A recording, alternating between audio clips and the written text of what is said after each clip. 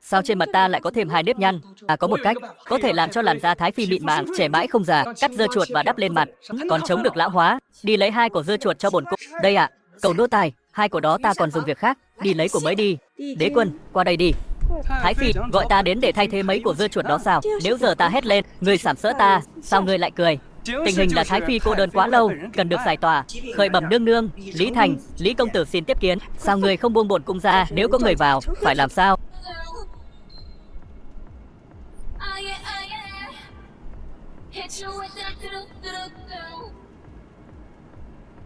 Uống thêm đi nữa nhé. Uống liên tục vậy, anh sẽ say mất. Muốn làm chuyện xấu với anh sao? Người ta muốn làm chuyện xấu với anh đó. Anh có uống hay không đây? Uống. Uống thì uống.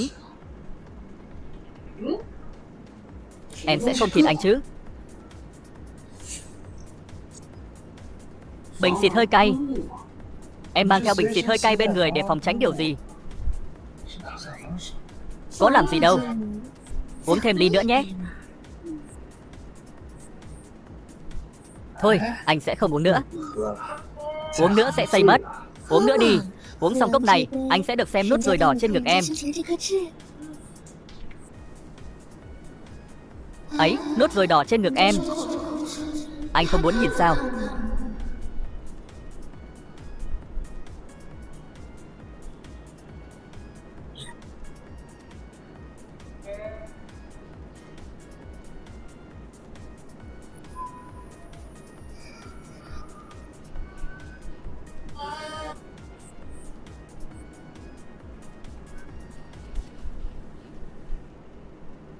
Ăn một miếng đi.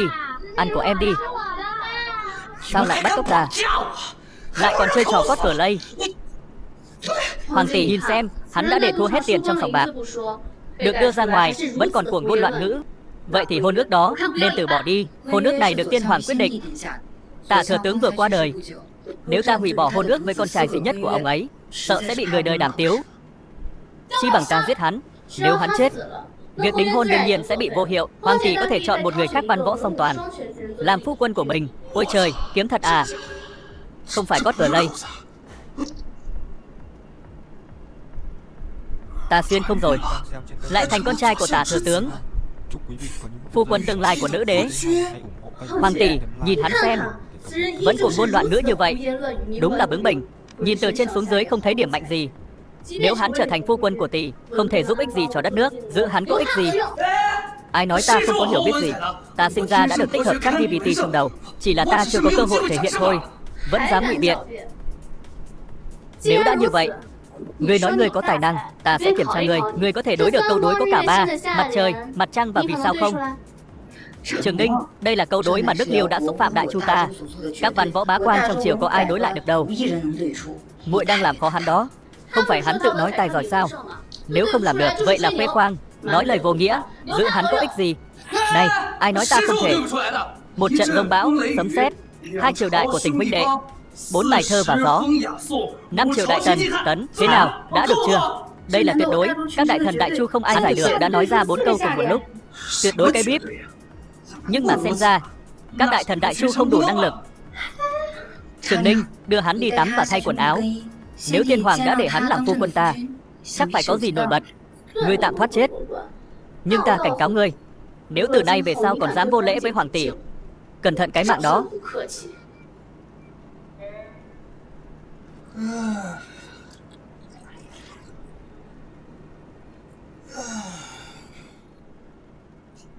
Nghe nói tiểu tử quanh năm bài bạc, không ngờ vẫn trong tình trạng tốt. Không ngờ khi hắn không thay y phục, đúng là gây là thầy quả. Không ngờ nữ nhân trong cung điện này lại thích nhìn nam giới tắm rửa một cách minh bạch vậy. Hoặc có thể cô đã ở trong cung điện một thời gian dài, cô đơn đã lâu. Ta không ngại nhìn người tắm đâu. Người không phải thách. Nữ nhân đúng là biết chơi hết mình. Ta không có. Rõ ràng là cô có. Ta đã nói không có, vẫn không thừa nhận. Ta đã nói không có. Ấy ấy, tiểu di tử, nếu cô nói không thì là không. Cô không được bốc đồng. Cô không bao giờ được giết tỷ phu của mình. Hoàng tỷ chỉ muốn ta đến xem người đã tắm rửa chưa. Sao vậy? Tỷ tỷ cô đang nóng lòng chờ đợi cuộc hôn nhân viên mãn của chúng ta sao? Hạn hán nghiêm trọng ở Du Châu, quốc khố không có tiền cứu trợ. Hoàng tỷ và thừa tướng bàn biện pháp đối phó trong thư phòng hoàng gia, không có thời gian hỏi thăm ngươi, cử ta đến đưa ngươi về nhà. Đêm tân hôn lại để ta cô đơn một mình sao? Sao vậy? Ngươi nghĩ mọi thứ quá xa rồi, đúng là chỉ có ngươi mới vậy. Đợi đã. Ngươi có ngửi thấy gì không? Mùi gì vậy? Sao ta không ngửi thấy? Tại sao? Ta chợt thấy nóng quá. Ta cũng vậy, ta cũng thấy nóng quá.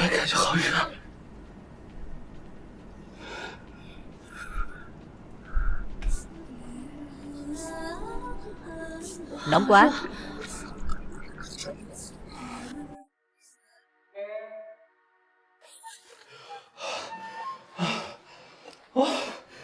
Tiểu ni tử này thật là mạnh bạo. Quang từ bồn tắm đến phòng khách rồi đến giường. Lần đầu của cô ta mà. Sau này ai sẽ kết hôn với cô ta? Thế thì phải suy thận mà chết.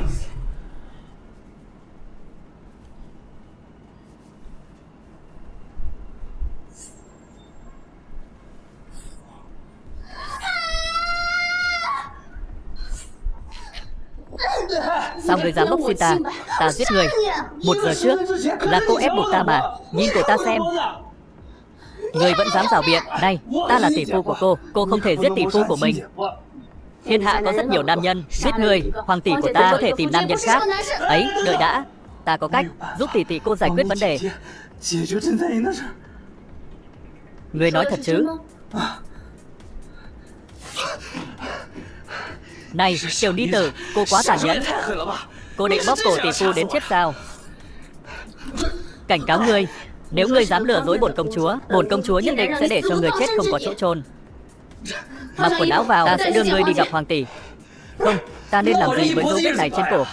Ngươi tự xử lý đi. Này, sao ta có thể tự xử lý được? Được, tự xử lý thì tự xử lý. Hiện giờ, ở Du Châu đang có hạn hán nghiêm trọng trải dài ngàn dặm. Thừa tướng và Trung Ái Khanh có đề xuất nào tốt không? Khởi bẩm bệ hạ, cả năm nay, đại chu ta gặp nhiều tai họa, quốc gia đã không thể trang trải cuộc sống. Bộ hộ thực sự không thể xoay sở đủ tiền. Bộ hộ thậm chí không thể lấy ra 500.000 lượng sao. Vân Tiêu, ngươi làm thượng thư bộ hộ kiểu gì vậy? Bệ hạ, năm nay thiên tài lên biên, bộ hộ đã nhiều lần bố trí kinh phí cứu trợ thiên tai. Bây giờ, dù thần có tài đến đâu cũng khó thể nấu cơm mà không có gạo. Bệ hạ, nếu triều đình không có cách giải quyết triệt để vấn đề này, khi đó người dân Du Châu chắc chắn sẽ bùng lên. Đến lúc đó, kinh đô sẽ hoang tàn, đất nước sẽ điều tàn. Lẽ nào ông trời muốn diệt đại chu ta sao? Không phải chỉ là 500.000 lượng bạc thôi sao? Chỉ là chút tiền nhỏ. Sao hắn không bị công chúa Trường Đình chém chết? Chẳng lẽ thuốc của Lý gia không có tác dụng? Phụ thân, lẽ nào để cho kẻ vô dụng đó ngồi lên ngôi đế quân? Phải làm gì với hắn đây? Ngươi hoảng sợ làm gì? Ta đã có kế hoạch rồi. Vị trí đế quân đó sớm muộn cũng là của ngươi. Lúc đó, cha chỉ cần bắt nữ để làm con tin, ra lệnh cho các hoàng tử. Lúc đó, Lý gia chúng ta sẽ đạt đến đỉnh cao chưa từng thấy. Hỗn xược, bệ hạ đang bàn việc quốc sự. Người nghĩ mình là ai? Dám nói chuyện ở đây? Người mới hỗn xược. Đây là đế quân, đặc biệt đến phân yêu cùng bệ hạ. Công sức quẹt thẻ cô ta vừa rồi không vô ích. Tiểu ni tử thực sự đã bảo vệ ta. Ngươi là người được tiên hoàng lựa chọn. Ồ, ta đã nhớ ra. Đây không phải là đứa con phản nghịch của Tả thừa tướng sao? Suốt ngày ghé chơi sòng bạc, để rồi đánh mất toàn bộ gia sản Tả thừa tướng để lại, còn nợ rất nhiều nữa. Bệ hạ đã trả hết 1.000 vàng còn lại cho người chưa?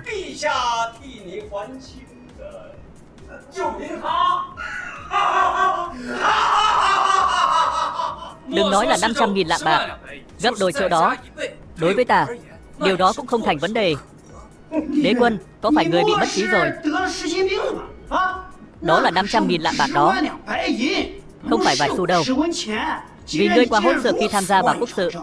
Nếu lúc đó ngươi không thể đưa ra đủ số tiền, vậy ta phải báo lên bệ hạ, xin bệ hạ phế bỏ vị trí đế quân của ngươi, trục xuất khỏi hoàng cung. Nếu ta có thể kiếm đủ tiền thì sao? Nếu ngươi làm được 500.000 lượng bạc để cứu trợ thiên tai, vậy bản quan dù có phải bán hết đồ đạc trong nhà cũng sẽ góp đủ 500.000 lượng, cùng nhau đến Di Châu để cứu trợ thiên tai. Được, trong vòng 10 ngày, nếu ta không kiếm được 500.000 lạng bạc, vậy thừa tướng cũng không cần lo lắng, ta sẽ tự mình thu dọn đồ đạc và rời khỏi hoàng cung. Được. Chúng thần cáo lui. Trường Ninh, muội nổi loạn quá, ta đã nói rồi, chờ đế quân tắm xong rồi đưa vào hậu cung. Trường Ninh chỉ muốn cùng hoàng tỷ phân ưu mà. Tiểu đi tử cũng biết sợ sao. Bây giờ ngay cả bộ hộ cũng không xuất được 500.000 lượng. Ngươi làm vậy không phải chỉ để cho lão giả Lý Hoài đó xem chuyện cười của hoàng gia sao? Ban đầu hắn nói có cách, vậy để xem hắn có cách gì. Trường hợp xấu nhất là yêu cầu hắn rời khỏi có vẻ như tiểu đi tử đang quyết tâm giết ta. Bệ hạ yên tâm, thần trong vòng 10 ngày nhất định kiếm đủ 500.000 lượng bạc, giao đầy đủ cho bệ hạ để cứu trợ thiên tai. Nếu ngươi không làm được, ta sẽ giết người. Tiểu Ninh, đừng đùa nữa. Một cô nương, đừng chỉ suốt ngày nhắc đến chém giết, nhưng đó không phải chuyện đùa. Nếu lúc đó ngươi không kiếm đủ 500.000 lượng, chấm thực sự sẽ đuổi ngươi ra khỏi cung điện. Bệ hạ, ta có một yêu cầu nhỏ. Nói đi, bệ hạ có thể an bài cho ta một vài người bảo vệ không? Lúc ta đi kiếm tiền, sợ là sẽ không an toàn. Vừa nãy lúc ta tắm, có người đã đánh thuốc ta. Làn khói đó, cái đó uy lực lắm. Cái gì? Người bị đánh thuốc? Chẳng lẽ trong cung có người làm chuyện bẩn thỉu? Vậy ngươi bị sao không? À, chuyện này. Hoàng tỷ yên tâm, chuyện đó muội đã giải quyết rồi. Trường Ninh có võ công cao cường, chút khói độc đó sẽ không có tác dụng. Chỉ bằng thế này, ta bảo Trường Ninh đi theo ngươi, bảo vệ cho ngươi. Cái gì? Muội sao? Sao vậy? Không sẵn sàng sao? Muội làm. Có điều, bệ hạ, nếu ta có thể giúp bệ hạ giải quyết vấn đề thiên tai lần này, không biết bệ hạ có thưởng gì không? Vậy ngươi muốn phần thưởng gì? Ta chỉ muốn một nụ hôn từ bệ hạ.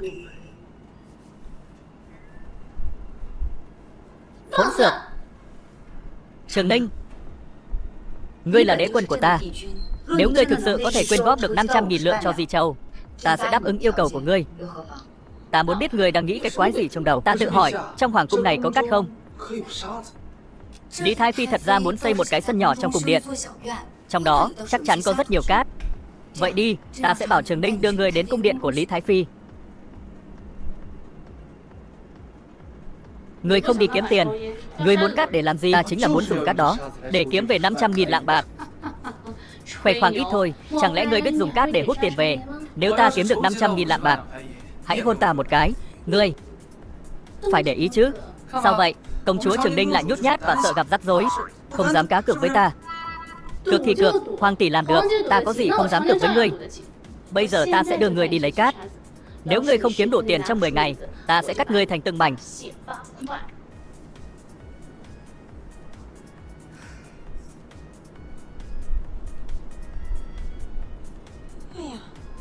Sao trên mặt ta lại có thêm 2 nếp nhăn? Ôi trời, đây là Thái Phi sao? Sao lại trẻ đẹp như vậy?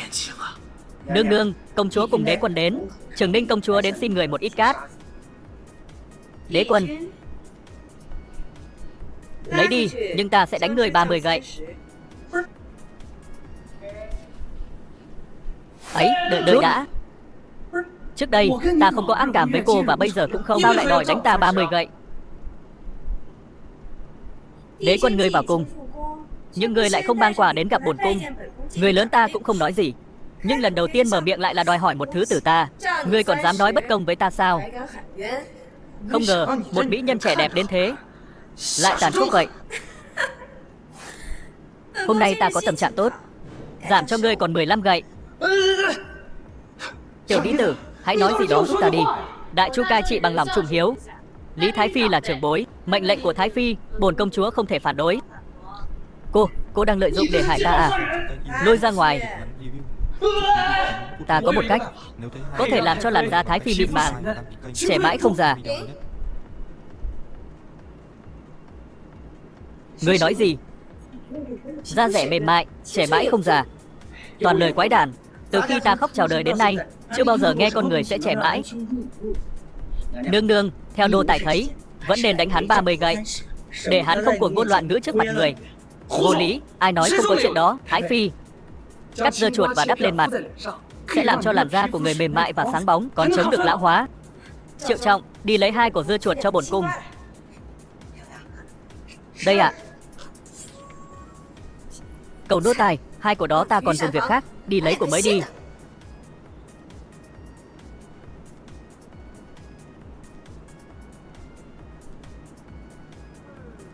Khuôn mặt của bổn cung cảm thấy thoải mái hơn trước rất nhiều.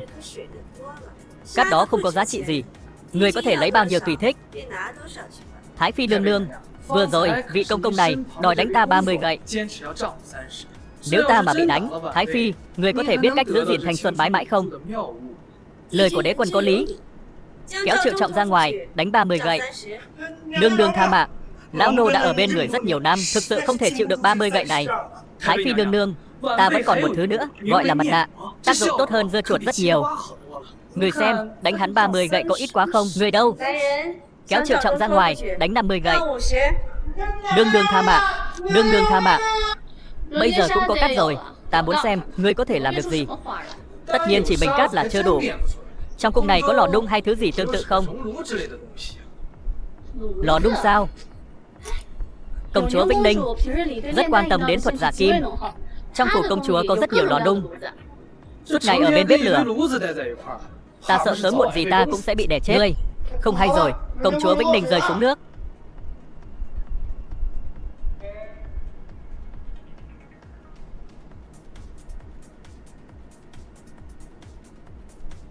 Vĩnh Ninh thế nào rồi?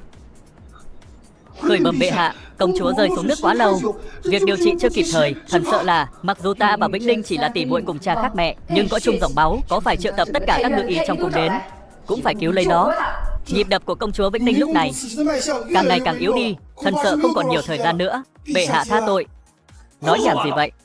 Người đã chết đâu, chỉ là rơi xuống nước. Than khóc cái gì? Bản quan hành nghề y mấy chục năm còn bất lực.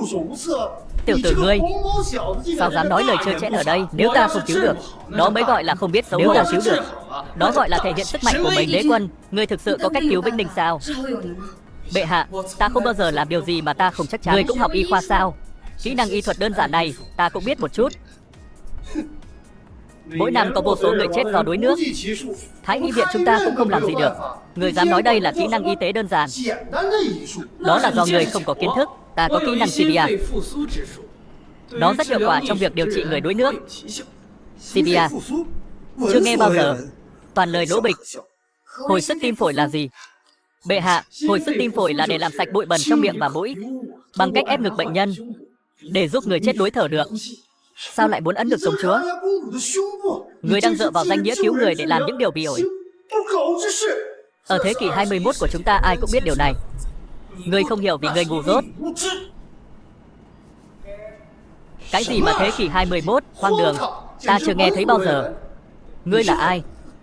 Sao dám dùng danh nghĩa cứu người để sàm sỡ công chúa? Hắn là đế quân của bệ hạ, mới vào cung hôm nay. Ngươi là đế quân, sao ngươi lại nói lời đại nghịch bất đạo như vậy? Ngươi thực sự muốn làm điều này trước khi công chúa chết, với bẩn sự ngây thơ của công chúa. Bệ hạ, người này nhân phẩm thấp, khẩn cầu bệ hạ bãi bỏ đế quân. Người này không xứng đáng. Đế quân, phương pháp của ngươi thực sự có thể cứu được Vĩnh Ninh chứ? Chắc chắn, nhưng phải nhanh lên. Nếu không nhanh sẽ chết người đó. Được, nếu ngươi cứu được muội ấy, đó là một thành tựu tuyệt vời. Nếu ngươi không thể cứu được công chúa, đợi chấm sẽ xử tội ngươi. Đợi mà mất đầu đi, thiên hạ còn nhiều đàn ông. Đế quân của ta không nhất thiết phải là ngươi. Hoàng tỷ, chuyện giết hắn cứ để đó cho muội. Bệ hạ, không thể được, không thể được. Hồi sức tim phổi là gì chứ? Đó chỉ là cách hắn nói để xúc phạm công chúa. Trường hợp có cứu được công chúa, vậy tương lai công chúa còn mặt mũi gặp ai nữa? Vậy ngươi có cách nào tốt hơn không? Hôm, vì ngươi không có. Vậy tại sao ngươi không đi chết đi? Dù sao, cũng không còn cách nào tốt hơn. Ngay cả hoàng thượng cũng đồng ý. Ngươi chỉ là một thái y, sao không còn nhìn ta và học hỏi? Công chúa cổ đại này, mỗi người đều có một khí chất riêng, nhưng họ đều có một điểm chung, đó đều là mỹ nữ.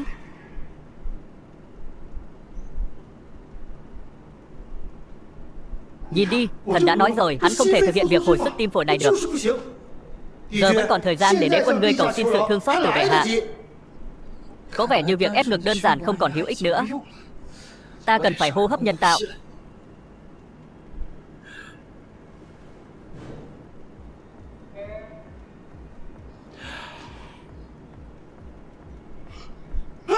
Ôi, yêu nghiệt! Bệ hạ, người thấy chưa? Hắn đây chính là chiếm tiện nghi của công chúa. Hắn chỉ làm điều vô nghĩa. Nếu ngươi dám lừa bệ hạ và bổn công chúa sẽ không bao giờ tha thứ cho ngươi. Làm một việc đáng xấu hổ như vậy trước mắt mọi người. Sao hắn có thể làm đế quân được? Bệ hạ, thần khẩn cầu bệ hạ bãi bỏ đế quân, dùng gậy đánh chết hắn rồi trả về nơi sản xuất. Bệ hạ không thể để hắn làm vậy được.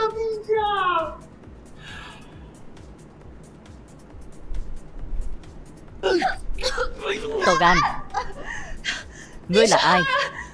Sao ngươi dám bốc đào của ta? Cái con bé tiểu đi tử này còn lợi hại hơn Trường Ninh. Hoàng tỷ, hắn là ai? Sao dám hắn bốc đào muội vậy? Hắn là đế quân của ta. Muội bị trượt chân và rơi xuống nước. Chính hắn đã cứu muội, thì ra là đế quân của Hoàng tỷ. Đế quân của Hoàng tỷ là vị ân nhân cứu mạng ta. Tỷ phu đẹp trai quá. Vĩnh Ninh, bây giờ muội cảm thấy không khoe ở đâu? Hoàng tỷ, muội cảm thấy đau ở ngực. Ai vừa nói muốn dùng gậy đánh chết bổn đế quân?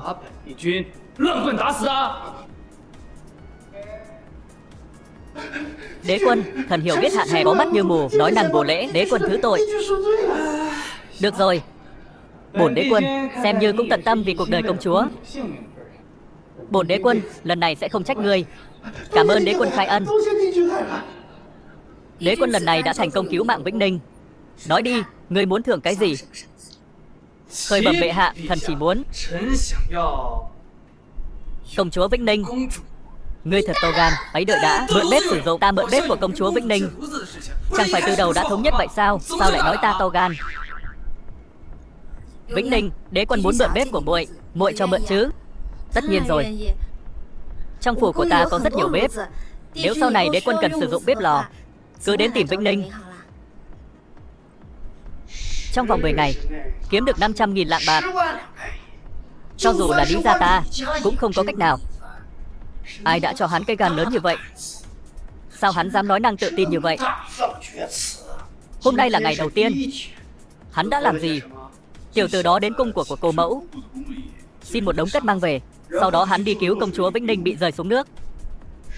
Cát sao? Chẳng lẽ hắn cho rằng mình có thể biến cát thành vàng?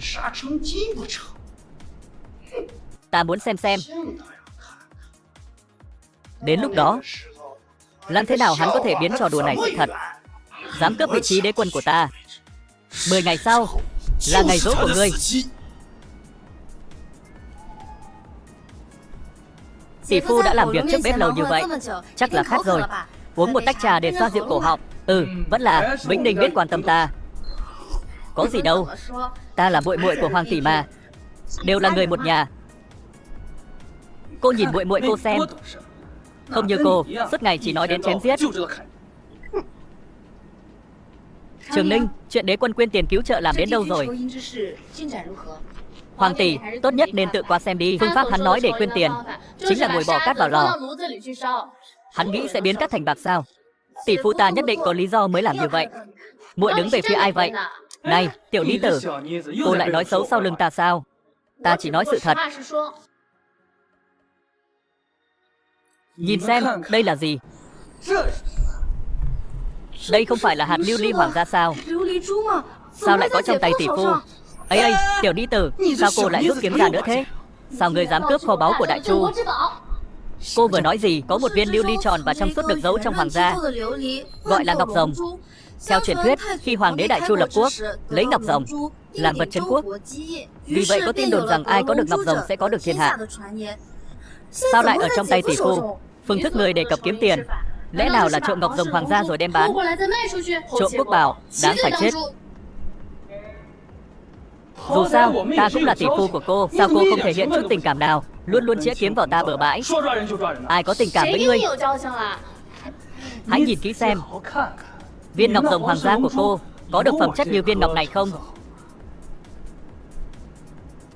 Ta đã được xem viên ngọc hoàng gia. Nhưng viên lưu ly này, nó còn đẹp hơn viên ngọc rồng đó.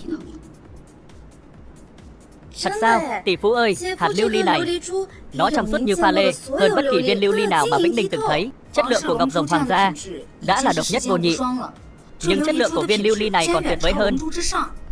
Đế quân, viên lưu ly này từ đâu mà ngươi có? Nó được làm từ cát đó. Ngươi xin Lý Thái Phi cát, rồi dùng bếp của Vĩnh Ninh để biến cát thành lưu ly sao? Giờ cô biết mình đã sai chưa? Nề tình nghĩa giữa hai ta. Cô gọi ta một tiếng tỷ phu, ta sẽ bỏ qua chuyện vừa rồi. Thế nào? Vương tỷ, tỷ nhận lỗi với tỷ phu đi. Vĩnh Ninh, muội đứng về phía ai vậy? Sao luôn nói thay hắn? Tất nhiên là muội đứng về sự thật. Muội. Tỷ phu. Vậy mới phải.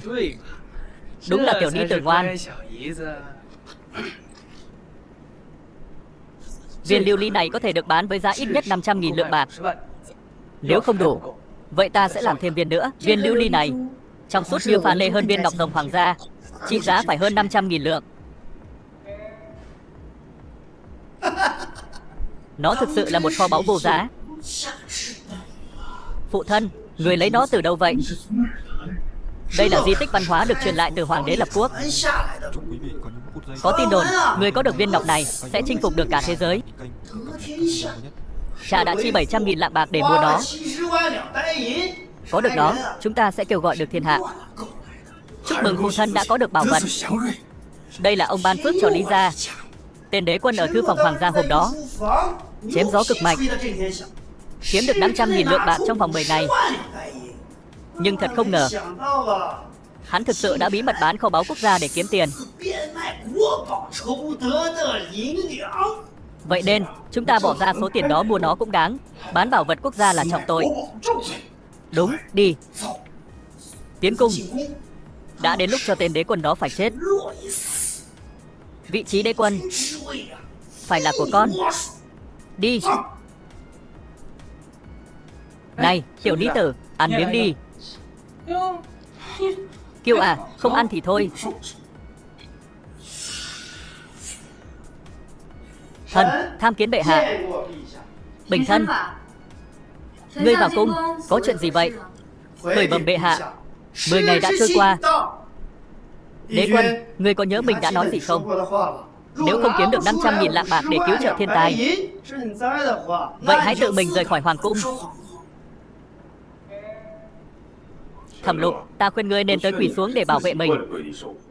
Nếu không thì lát nữa sẽ rất thảm hại đó. Ai nói bổn đế quân không kiếm đủ? Cứu trợ thiên tai cần 500.000 lượng, bổn đế quân đã chuẩn bị sẵn sàng 700.000 lượng. Còn nữa, ta nhớ thừa tướng đã nói, ta quen đủ tiền cứu trợ thiên tai, thừa tướng cũng sẽ bỏ ra số tiền tương đương. Thế nào, còn thừa tướng thì sao? Ngươi đã chuẩn bị đủ số tiền đó chưa? Để lý gia của ta đưa ra 700.000 lượng, chỉ dựa vào miệng ngươi.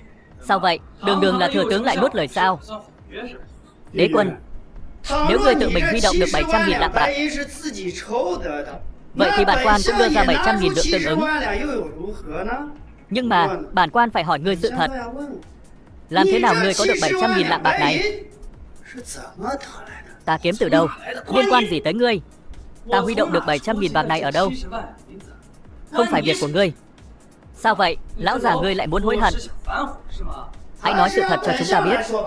700.000 lượng bạc của ngươi là ngươi đã đánh cắp viên ngọc bảo vật quốc gia, đem bán nó thu tiền về. Tội trộm bảo vật quốc gia là tử tội.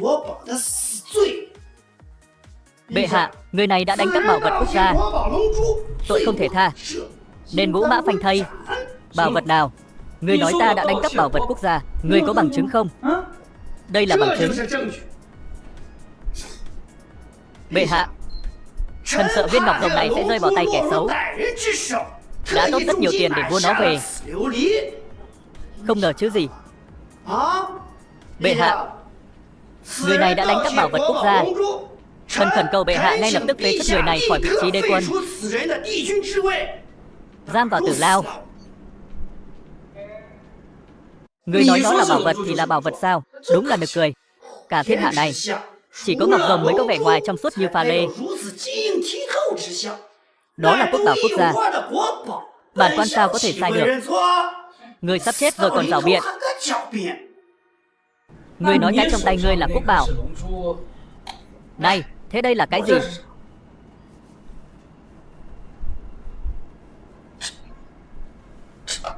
Sao có thể được? Thừa tướng, quốc bảo luôn được chấm cất giữ cẩn thận. Không thể mất được. Không thể được, tuyệt đối không thể được. Thiên hạ này làm chỉ có viên ngọc thứ hai nào trong suốt như pha lê, như quốc bảo được. Ai nói không có? Ai nói không? Ai nói là không có? Tất cả đều là ngọc rồng. Thứ này có hiếm không? Tiểu đi tử, có muốn không? Ta tặng cô một viên, thứ rẻ tiền này. Bổn công chúa không thèm, có vẻ công chúa không thích lắm. Nhưng thừa tướng lại muốn mua thứ này, còn sẵn sàng chi ra 700.000 lượng bạc. Thứ này, bổn đế quân muốn bao nhiêu thì có bấy nhiêu. Chi bằng thừa tướng bỏ ra 700.000 lượng bạc nữa, mua thêm một viên. Lần này ta sẽ khuyến mại mua một tặng một. Ngươi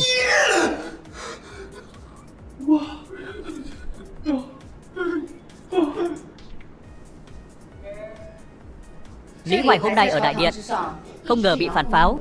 Lần đầu tiên ta chứng kiến lão ta tức giận như vậy. Ai mà biết lão già này lại xui xẻo đến vậy. Nếu biết sớm, ta đã làm thêm vài viên lưu ly nữa, có lẽ sẽ khiến lão già đó tức đến chết. Đúng là quá dễ cho lão ta. Cảm ơn đế quân hôm nay đã giúp chấm lấy lại uy nghiêm. Vậy bệ hạ có còn nhớ lời hứa với phu quân không? Chấm không có đùa. Chấm không phải là người thất hứa. Đế quân, xin hãy nhắm mắt lại trước. Nhắm mắt lại thì còn thú vị gì nữa. Mau bỏ ta ra đã. Tại sao từ giờ trở đi bệ hạ không gọi ta là phu quân, rồi ta mới buông tay, thế nào? Nghiêm túc chứ? Đương nhiên. Ngươi là đế quân của ta. Hai tước vị đế quân và phu quân cũng có gì khác biệt đâu. Ta hứa với ngươi.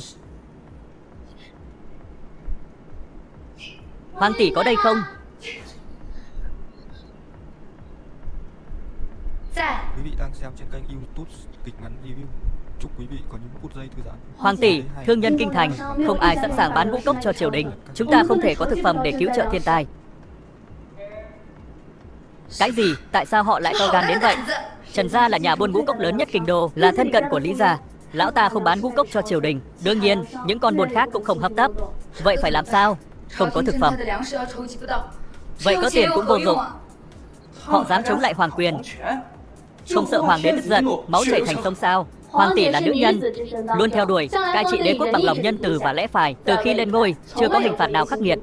Vì vậy, ngay cả một người buôn bán ngũ cốc nhỏ cũng không coi trọng hoàng đế. Vậy ngươi có ý tưởng nào hay không? Tất nhiên là có. Nhưng mà ta có điều kiện. Ngươi có thể làm gì?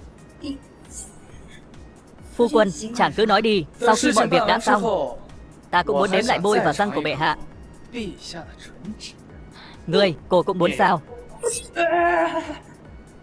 Tiểu đi tử đã luyện kiếm nhiều năm như vậy, có phải để giải trí không? Hừ, ngươi cho rằng bổn công chúa luyện kiếm cho vui sao? Vậy thì hãy đến Trần gia với ta. Thẩm Lục, tên không cha không mẹ, sao dám ép nhà họ Lý của chúng ta rơi vào hoàn cảnh này? Nếu ta không trở thành đế quân, ngươi đừng nghĩ mua được lương thực. Chút tiền này coi như chút thành ý của tiểu nhân. Ây da, Thẩm Lục, một tên tiểu tử thấp hèn dám làm thiếu gia tức giận. Đúng là đáng chết. Ồ, vậy sao?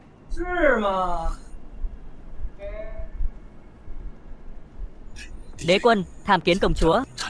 Sao ngươi lại lo lắng như vậy? Có lý gia của ta ở đây rồi. Hắn chỉ là Thẩm Lục, không cần lo. Thẩm Lục, ngươi dám đánh ta? Ta là đế quân, chỉ giới nữ đế và đứng trên vạn người. Ngươi chỉ là một tiểu thiếu gia, lấy gì để so với ta? Ta đứng đây và ngươi ngồi đây nói lời vô nghĩa. Ta không đánh ngươi thì ta nên đánh ai? Giỏi lắm Thẩm Lục. Đưa ngươi một cọng lông gà, ngươi tưởng là mũi tên sao? Đây là cái gì? Tiền lại trong tay áo ngươi. Đây có phải lợi ích mà ngươi nhận được không? Chỗ này những 50.000 lượng. Trần gia chủ, quà của ngươi sao? Không, không phải. Sợ cái gì? Là quà ta nhận từ Trần gia chủ thì sao? Phụ thân ta là thừa tướng triều đình, ngay cả nữ đế cũng phải sợ. Hắn chỉ là phu quân của nữ đế thôi. có thể làm được gì? Người dám công khai nhận hối lộ, còn lôi cha mình ra. Lý công tử, người muốn làm gì thì làm sao? Tiểu Lý tử, cô còn đứng đó làm gì? Hắn đã thú nhận. Mau gọi người bắt hắn. Ngươi định làm gì? Ngươi đang làm gì thế? Ta là con trai của chủ tịch đó. Trần gia chủ phạm tội đưa hối lộ và kiểm soát nguồn cung thực phẩm, dự trữ hàng hóa, đáng bị trừng trị. Đế quân, đây đều là mệnh lệnh của thừa tướng. Tiểu nhân không dám trái lời. Vậy bổn đế quân muốn mua lương thực từ ngươi. Ngươi nghe thừa tướng hay nghe ta? Nếu thừa tướng biết tiểu nhân bán cho đế quân, sẽ không tha cho ta. Nếu người không bán, vậy tội hối lộ chờ bị xử tội đi. Tội găm hàng không bán, đó là tử tội. Người đã nghĩ chưa? Nếu người xúc phạm đến Lý gia chúng ta, Trần gia chủ, bổn đế quân không kiên nhẫn được đâu. Thực phẩm, người bán hay không bán, bổn đế quân có thể chưa làm gì được Lý Thành, nhưng những gì ngươi phạm phải, đó là tử tội. Đế quân tha mạng, đế quân tha mạng à? Người bán ngũ cốc cho triều đình, để triều đình cứu trợ thiên tai, ta vẫn có thể cứu người khỏi cái chết. Nếu không bán, đưa người đến quan phủ. Người đoán xem, liệu Lý gia có sẵn sàng trả giá để bảo vệ ngươi không? Ta làm vậy là để bảo vệ ngươi đó. Người dân hiện đang rời bỏ Di Châu, đã cách kinh đô chưa đến 100 dặm. Bây giờ triều đình mua lương thực cho Trần gia của ngươi sẽ tốt hơn. Nếu ngươi thực sự không muốn bán, tệ nhất, bổn công chúa sẽ tiết lộ vị trí vựa lúa của Trần gia nói với những người đó. Và lúc đó, Trần gia của ngươi có thể ngăn chặn hơn 100.000 nạn nhân không? Đế quân, tiểu nhân sẵn sàng bán ngũ cốc cho triều đình. Tiểu nhân sẵn sàng bán thóc cho triều đình. Biết thời thế mới là anh hùng. Trần gia chủ thực sự là một người thông minh.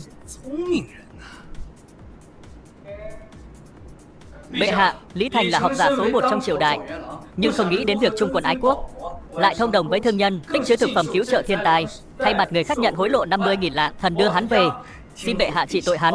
Có việc này sao? Thượng thư bộ hình đâu? Có thần, tội danh mà đế quân đề cập bị xử thế nào? Điều này có đúng hay không? Khởi bẩm bệ hạ, thông đồng với thương nhân, nhận hối lộ 50.000 lượng, đáng bị chém đầu. Nhưng mà Lý công tử là con trai duy nhất của thừa tướng, xin bệ hạ nhẹ tay. Đế quân hộ tống người này trên đường trở về, gõ chiêng trống kể tội lỗi của hắn. Nửa dân kinh thành ai cũng biết con trai thừa tướng đã phạm tội gì, và chính hắn cũng đã thừa nhận điều đó. Nếu tha cho hắn, sẽ gây phẫn nộ trong dư luận. Thượng thư đại nhân có chịu trách nhiệm được không? Trường Ninh nói đúng. Hiện tại, việc phân phát thực phẩm cứu trợ thiên tai đang bị đây là vấn đề oán giận của nhân dân đối với triều đình. Nếu không xử lý triệt để, sợ là sẽ khó thuyết phục được dư luận. Người đâu, lôi hắn ra. Chặt đầu thị chúng, đợi đã.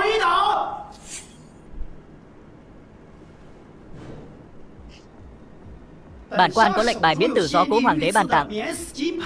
Bất kể hoàn cảnh thế nào, cũng có thể cứu gia đình ta khỏi cái chết. Bệ hạ, ngài thậm chí không nghe lệnh của tiên hoàng sao? Tiên hoàng ra mặt, chấm tất nhiên sẽ tuân theo. Thẩm Lục, ta đã nói ngươi không thể giết ta.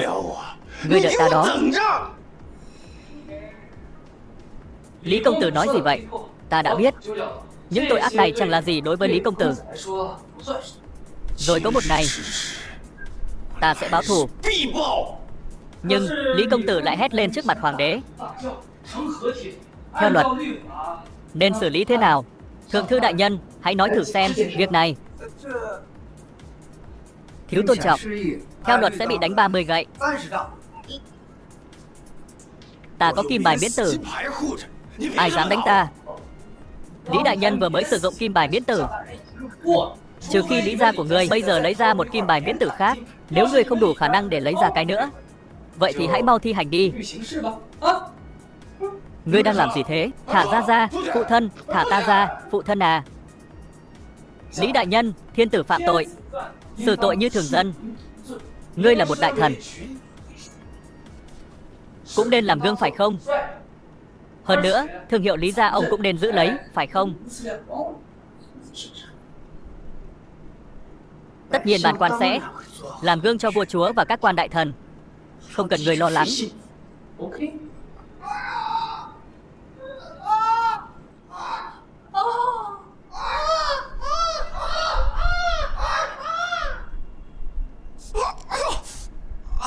Cha nhẹ tay thôi. Không thể ngờ ta một đời anh minh lại bị đánh bại bởi một tay tiểu tử nhỏ bé. Cha à, Thẩm Lục quá tàn nhẫn. Điều nữ đế không dám làm, sao hắn dám? Tìm hiểu lý do. Tất cả đều đến từ viên ngọc rồng đó. Nếu không có nhiều viên ngọc rồng, vậy Thẩm Lục đó, lẽ ra lúc đó hắn phải chết rồi. Sao hắn lại có nhiều viên ngọc rồng như vậy? Đáng lẽ không nên có thêm một viên lưu ly nào trong cung điện. Có vẻ như nó không đến từ nhà của Tạ thừa tướng. Tiền bạc của gia đình Tạ thừa tướng đã mất vào tay hắn từ lâu. Thẩm Lục đó, những ngày qua hắn đã đi đâu? Làm thế nào hắn có thể có được nhiều viên ngọc rồng như vậy? Cha, mật thám chúng ta cử đi đã báo về. Hắn đến cung của cô mẫu xin một đống cát mang về, rồi lại đến gặp công chúa Vĩnh Ninh để mượn bếp lò. Lẽ nào, lẽ đống cát đó? Kỳ quái. Họ Lý kiêu ngạo, bá đạo trong triều nhiều năm như vậy. Chấm nhân từ với hắn, dẫn đến hắn làm càn. Nhưng nhờ có phu quân đã giúp ta thoát khỏi hắn. Nền tảng kinh tế quyết định được nhiều thứ. Lý gia đã trong nhiều năm kiếm được rất nhiều tiền. Nếu bệ hạ muốn lật đổ hoàn toàn Lý gia, không thể thiếu tiền được. Phu quân nói đúng lắm. Bây giờ triều đình kiểm soát lưu ly. Bệ hạ đang có thể bán lưu ly để kiếm tiền, lấy vốn để hạ bệ Lý gia. Hoàng tỷ, Lý gia. Lý gia làm sao? Lý gia lại có lưu ly để bán. Cái gì?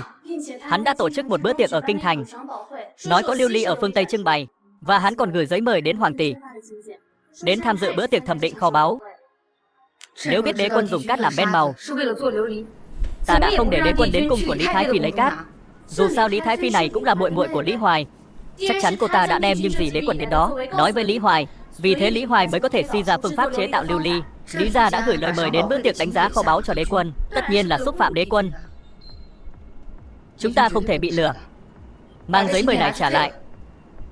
Hoàng gia chúng ta không tham dự. Sao lại không tham dự? Không phải là bữa tiệc thẩm định sao? Chúng ta không đi xem thử?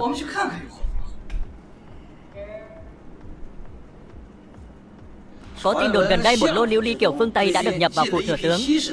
Ta đang chờ mong để xem nó. Lý công tử đã nói thừa tướng sẽ dùng 3 viên lưu ly đẹp nhất bán cho ta. Ta hy vọng lần này sẽ may mắn. Nếu nó thực sự là đồ hiếm có thì lão ta đã giữ nó trong nhà như một vật gia bảo. Lý công tử, Lý công tử à, ta không thể đợi được nữa. Mau cho chúng ta xem thứ đồ quý giá đó. Đừng để đợi nữa, mau cho xem đi. 3 vị đừng vội. Lần này ta mời một nhân vật đặc biệt đến. Nhưng người này lại rụt rè và sợ gặp rắc rối, sợ là sẽ không đến. Người nào lại coi thường thiếu gia mà không đến? Lý thiếu gia tổ chức bữa tiệc này, ta còn cảm thấy may mắn khi được Lý công tử mời. Hoặc người đó có thể không có đủ tiền để mua mấy món lưu ly này. Xem ra Lý công tử rất xem trọng người đó. 80% chắc là không đến rồi. Quả nhiên hắn vẫn nhát như thỏ đế. Vì hắn không đến, vậy lưu ly này chỉ có 3 vị được chiêm ngưỡng. Ta sẽ không lãng phí thời gian của các vị nữa. Thật bất ngờ, lần này ta lại được Lý công tử mời đến. Ta thực sự rất hãnh diện.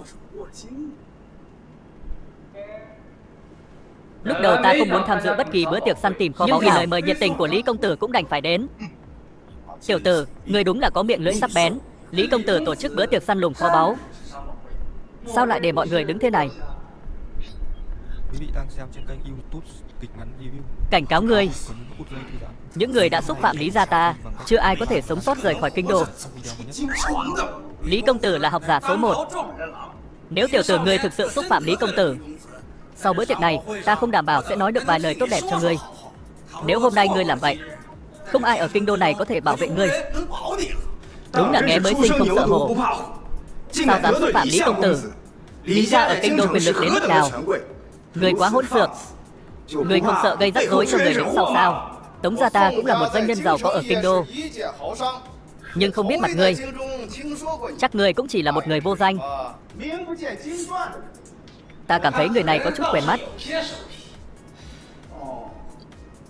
Ta nhớ rồi. Khi ta đến sòng bạc để bắt đứa con trai tham lam cờ bạc của mình về, hình như đã gặp ngươi. Hóa ra ngươi là một tay cờ bạc nhàn rỗi, không có kiến thức và kỹ năng. Ngươi cũng xứng đáng đến đây sao? To gan. Tham kiến Trường Ninh công chúa. Sao lại lấy nó ra?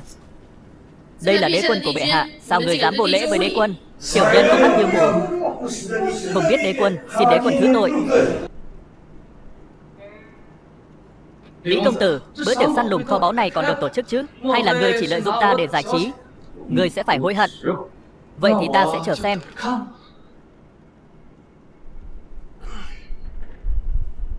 Các vị nhìn xem. Đây là ngọc rồng. Ta nghe nói ngọc rồng hoàng gia là độc nhất vô nhị. Lại có 3 viên cùng lúc. Sao lại là 3? Đúng vậy. 3 loại lưu ly này đều có hình dáng như ngọc rồng hoàng gia. Tinh thể rõ ràng, là thứ hiếm có thể nói là vô giá. Nắm trong tay viên lưu ly to trong suốt, tất nhiên đó là một kho báu vô giá. Nhưng thật đáng tiếc, nguồn tài chính của Lý gia hiện không đủ. Cha ta đặc biệt yêu cầu ta đặt 3 viên lưu ly này, bán cho 3 vị gia chủ. Quen nhau là duyên phận. Không biết 3 vị gia chủ nghĩ thế nào? Ta trả 500.000 lạng. Ta trả 600.000 lượng. Ta muốn cả 3. Nếu ra ta cũng trả 600.000 lạng. Đừng đòi đất tất. Ta cũng bỏ ra 600.000 lạng để mua một viên làm vật gia truyền. Vậy là ta sẽ kiếm được 1,8 triệu lạng. Thẩm Lục, người bán lưu ly. Lý gia ta cũng bán được. Thẩm Lục, lưu ly này trông giống như ngọc rồng hoàng gia. Bán với giá 600.000 lượng. Đế quân người muốn gì? Bổn đế quân không nghĩ vậy đâu. 3 vị gia chủ không biết nhìn hàng đã đành. Nhưng Lý công tử, sao có thể lừa dối 3 vị gia chủ như vậy?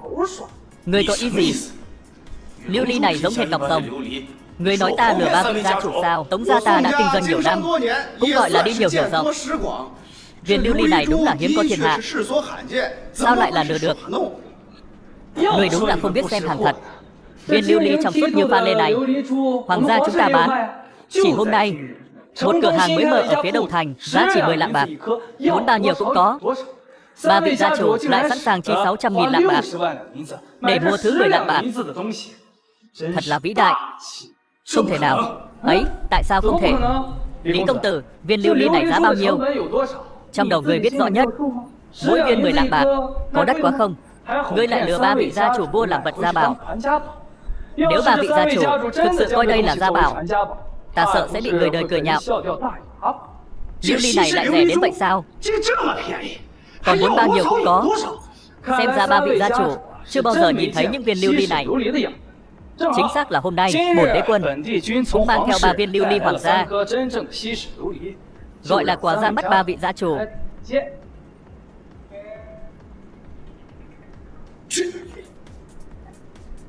Đó là thứ rẻ tiền. Ta sẽ trả cho ngươi 30 lạng bạc.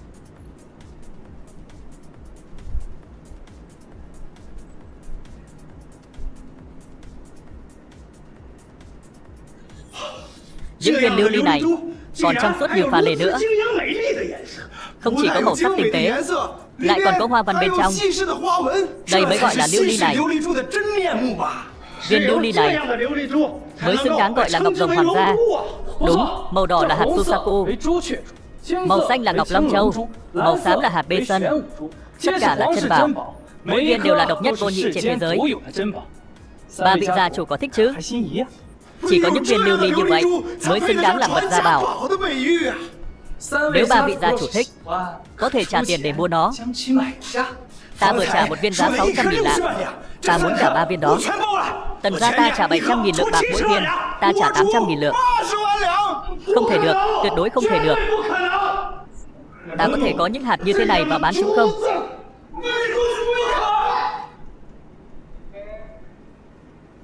Có thể có 2 hạt này. Dừng lại. Lý công tử, là lưu ly đó. Sao Lý công tử lại làm vậy? Vẫn còn. Tống gia ta ngay từ đầu đã quan tâm đến hạt hiểm vũ này. Ta đã nói giá rồi, 800.000 lượng một viên, ta mua. Ngươi đừng vô liêm sỉ. Ngươi để ý từ đầu thì sao? Ta cũng nói từ đầu trả 600.000 lượng. Nếu tính như vậy thì phải dành cho ta. Lúc đế quân mang ngọc rồng tới là lúc ta đã lên tiếng đầu tiên. Viên lưu ly này phải thuộc về ta. Cùng lắm ta sẽ trả thêm tiền, thêm 50.000 lượng là 850.000. Ta muốn viên lưu ly đó. Ta nghĩ ba vị gia chủ đã hiểu lầm. Chúng ta vừa đồng ý 800.000 lượng cho một ly. Cứ yên tâm, đế quân, ngươi không thể nuốt lời được. Bán thì vẫn bán, nhưng bây giờ khác. Đế quân có ý gì? Bây giờ khác gì lúc nãy? Ta chỉ có 3 viên lưu ly màu này, rất khan hiếm. Lúc này có 3 viên, 800.000 lượng bạc đương nhiên là đủ. Nhưng bây giờ Lý công tử đã đập vỡ 2 viên. Viên lưu ly này được làm từ lưu ly kiểu phương Tây, là duy nhất trong thiên hạ. Đế quân có ý gì? Viên lưu ly này ban đầu có giá 800.000 lượng mỗi viên, hiện giờ nó trị giá 2,4 triệu lượng. Cái gì? 2,4 triệu lượng? Đế quân, ngài không thể cứ ngồi im và tăng giá được. Sao vậy? Giá quá cao sao? Ta nghĩ vẫn dễ chán. Phải biết rằng đây là viên lưu ly rất là hiếm có, càng hiếm càng độc đáo. Đừng nói 2,4 triệu lượng, chỉ cần đem ra đấu giá, ta sợ ba vị ở đây sẽ không mua nổi đâu. Đế quân, Lưu gia ta mặc dù chúng ta làm ăn lớn, nhưng không có nhiều tiền vậy. Xin đế quân giơ cao đánh khẽ. Ấy ra, Lưu gia không mua được thì thôi. Lưu ly huyền vũ này độc nhất vô nhị. Bổn đế quân đang nghĩ có bán nó được không? Tống gia sẽ mua nó với giá 2,4 triệu lượng. Tống gia chủ của Nhiên Khôn Ngoan. Được rồi, vậy thì 2,4 triệu lượng viên lưu ly huyền vũ vô song này thuộc về Tống gia chủ. Ta có thực lực và sẵn sàng thêm 200.000 lượng nữa. Đế quân, Lưu gia ta vừa lỡ lời, ta sẵn sàng thêm 500.000 lượng nữa. Cầu xin đế quân, bán viên lưu ly này có Lưu gia ta. Ta thêm 1 triệu lượng nữa. Lưu ly này phải là của ta. Cái gì? Ngươi điên rồi. Thêm 1 triệu lượng nữa. Tiền mặt do gia đình ngươi nắm giữ, sợ rằng sẽ không còn gì nữa. Lãng phí bạc như vậy, ngươi không muốn làm ăn nữa sao? Chuyện tốt như vậy, còn lo lắng cho doanh nghiệp ta không thịnh vượng sao? Đế quân, Tần gia ta trả 3,4 triệu lượng để mua nó. Tần gia ta phải có được nó. Ngươi thật điên rồ. Lưu gia ta không đấu với người nữa. Tống gia ta cũng vậy. Vậy xin chúc mừng Tần gia chủ có được bảo vật này. Tương lai Tần gia chắc chắn sẽ phồn thịnh. Nhưng ta vẫn phải cảm ơn Lý công tử. Thuê nơi ở sang trọng bậc nhất kinh đô làm địa điểm. Thực ra viên lưu ly đó ta chỉ thêm chút màu sắc cho nó. Ta, Lý gia có thủ với ngươi. Biết rồi. Nhưng trước số phận không thể dung hòa này, tốt nhất 2 viên lưu ly ngươi đập vỡ nó, bồi thường theo giá. Nếu không đơn giản là đánh 30 gậy. Ngươi cũng đã đập vỡ 3 viên của ta. Ngươi còn nói ta có rất nhiều viên lưu ly trong suốt. Lý công tử có thể đi cùng ta, ta sẽ đền cho ngươi.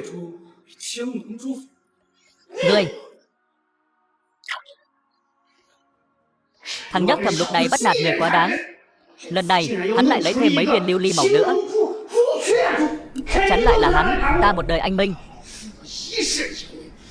lại bị tiểu tử đó đánh bại đến lần thứ 2. Nhưng chúng ta nên làm gì bây giờ? Tiền bạc của Lý gia ta đã bị hắn dùng thủ đoạn lừa hết rồi. Xem ra có vẻ như lưu ly màu là phương sách cuối cùng của hắn. Nếu Lý gia ta nắm được phương pháp làm lưu ly màu đó, còn không lo đứng dậy được sao? Tỷ phu lợi hại quá. Khi phụ hoàng còn sống, tên Lý Thành đó đã xin phụ hoàng cưới ta. May là mẹ ta không đồng ý.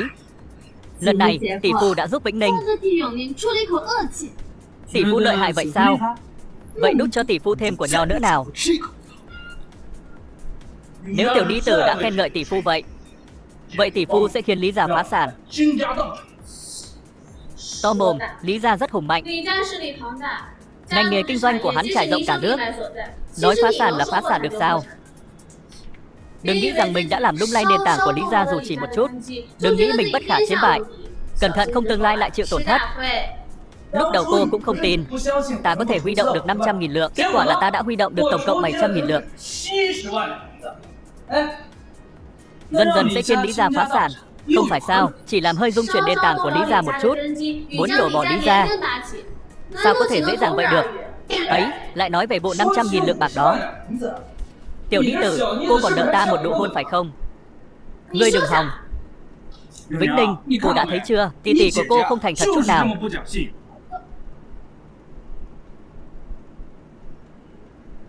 Chuyện hôm nay không được phép kể cho bất cứ ai. Được, Tiểu Lý tử, cô vẫn lo lắng ta nói ra gì sao? Chẳng phải ta đã im lặng về chuyện xảy ra lần trước sao? Lần trước có chuyện gì?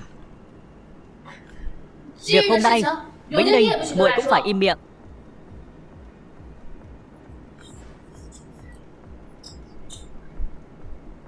Thái phi nương nương, mời đế quân tới. Quý vị đang xem trên kênh YouTube kịch ngắn review. Chúc quý vị Khởi bẩm nương nương, đế quân đã tới rồi. ủng hộ kênh bằng cách Mau cho đế quân vào. các video mới nhất.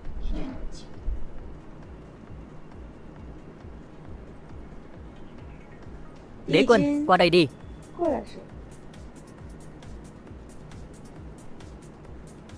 Không biết hôm nay Thái phi mời bổn đế quân đến, có chuyện gì vậy? Thái phi đã một mình cô đơn nơi hậu cung trong một thời gian dài. Gọi ta đến để thay thế mấy của dưa chuột đó sao? Bây giờ trong cung chỉ có thái giám và cung nữ. Nếu giờ ta hét lên, đế quân, người sàm sỡ ta, rối loạn hậu cung là tử tội. Thái phi muốn làm gì? Nếu đế quân muốn sống, hãy cho ta biết công thức bí mật làm lưu ly. Hóa ra là Thái phi muốn biết cách làm lưu ly. Sao không nói sớm? Ngươi định làm gì?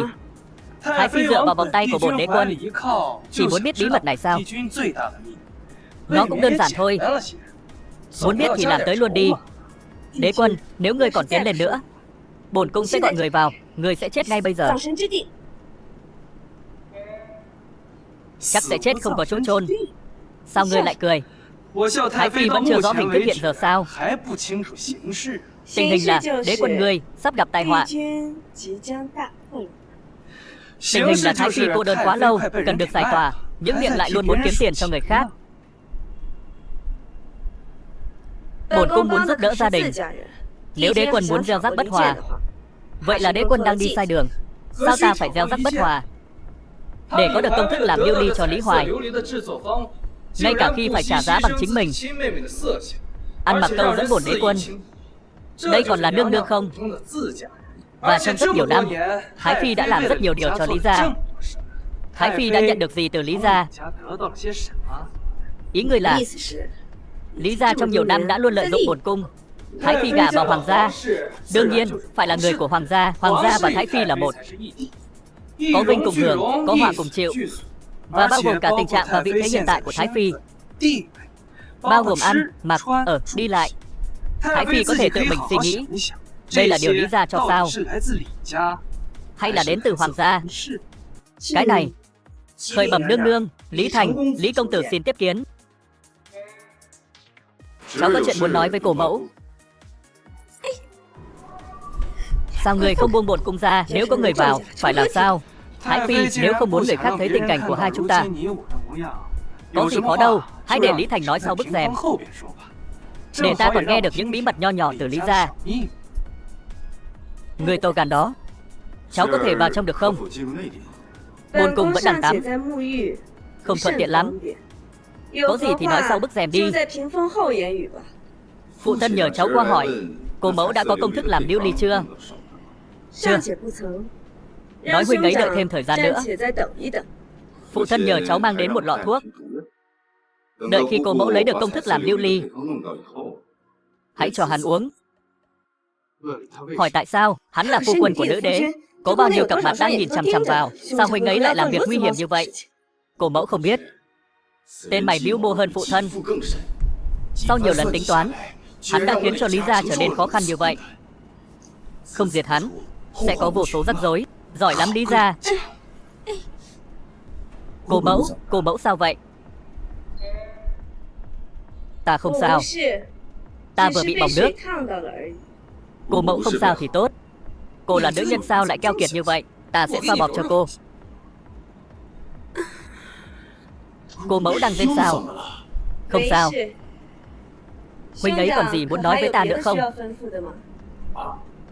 Không còn. Nhờ cô mẫu lấy công thức pha lưu ly càng sớm càng tốt. Cháu xin cáo từ. Được. Người cứ đặt thuốc trên bàn. Bổn cung tắm xong sẽ ra lấy nó. Dạ. Cháu xin cáo từ.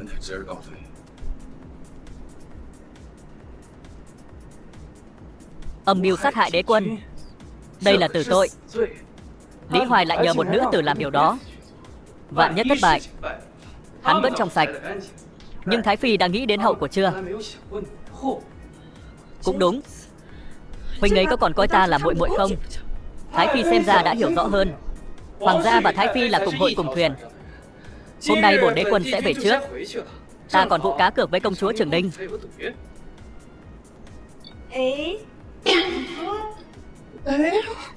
Sao vậy? Thái Phi không đỡ để ta đi sao? Hứa với bổn cung là mang mặt nạ đến càng sớm càng tốt nhé. Tất nhiên rồi. Phần lớn thời gian ở hậu cung này, bổn đế quân cũng rảnh rỗi. Nếu Thái Phi còn trẻ và xinh đẹp, đương nhiên ta nhìn vào sẽ tự nhiên vừa mắt. Phụ thân, đã lâu rồi không có tin tức gì từ cô mẫu. Liệu có điều gì không ổn không? Thẩm Lục, tên tiểu tử đó khá thông minh. Nếu nhanh như vậy mà đã có kết quả mới là bất thường. Nhưng Thẩm Lục đã xúc phạm Lý gia ta như thế. Nếu Lý gia ta vẫn bất động trong một thời gian dài, không phải là nói với thiên hạ Lý gia ta sợ Thẩm Lục sao? Còn nói cũng có lý. Đã đến lúc phải để cho bọn chúng biết. Động đến Lý gia không có kết cục tốt đẹp. Cha anh Minh.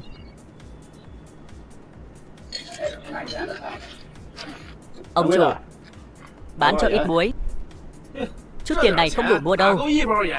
Chẳng phải là 10 xu một gói sao? Đó là trước. Giờ có giá 100 xu. Ngươi ăn cướp à? Muối này cho hoàng đế ăn sao? 100 xu sao? Muối này mà có giá 100 xu. Đúng đó. Vậy khác nào đẩy dân nghèo chúng ta vào ngõ cụt. Nói cho các người biết, bây giờ giá muối khắp kinh thành đều như nhau. Nếu không đủ tiền thì đi chỗ khác. Không cho dân nghèo có cơ hội ăn muối sao? Lũ nghèo hèn, không đủ tiền mua thì mau cút.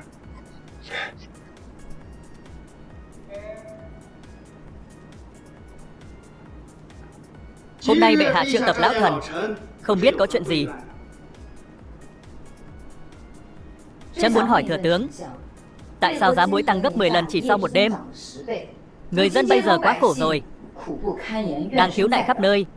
Thừa tướng nên cho chấm một lời giải thích. Bệ hạ, đây là chuyện kinh doanh. Thị trường tăng và giảm giá là điều đương nhiên. Lão thần không có gì để giải thích cả. Không biết sao? Phần lớn muối đều trong tay Lý gia người. Sao ngươi lại nói không biết? Thao túng giá như vậy, không sợ thiên hạ đại loạn sao? Bệ hạ, lão thần cũng không còn lựa chọn nào khác. Hiện giờ, Lý gia đã tổn thất rất nhiều ngân lượng, không đủ để duy trì hoạt động kinh doanh bình thường. Để thu tiền về, lão thần bắt buộc phải làm vậy. Lý gia người có vô số tài sản, còn sợ không thu được tiền sao?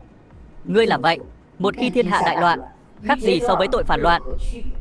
Bệ hạ, đây là ý kiến của ngài. Mọi chuyện đã phát triển đến thời điểm như bây giờ, trách nhiệm hoàn toàn thuộc về một người. Là ai? Đó là vị đế quân mà bệ hạ mới tuyển về. Trước khi người này xuất hiện, triều đình của chúng ta, quan hệ giữa vua và thường dân hòa thuận, người dân sống và làm việc trong hòa bình và hạnh phúc. Sau khi người này xuất hiện, đất nước chúng ta mỗi khi có chút vấn đề là hỗn loạn.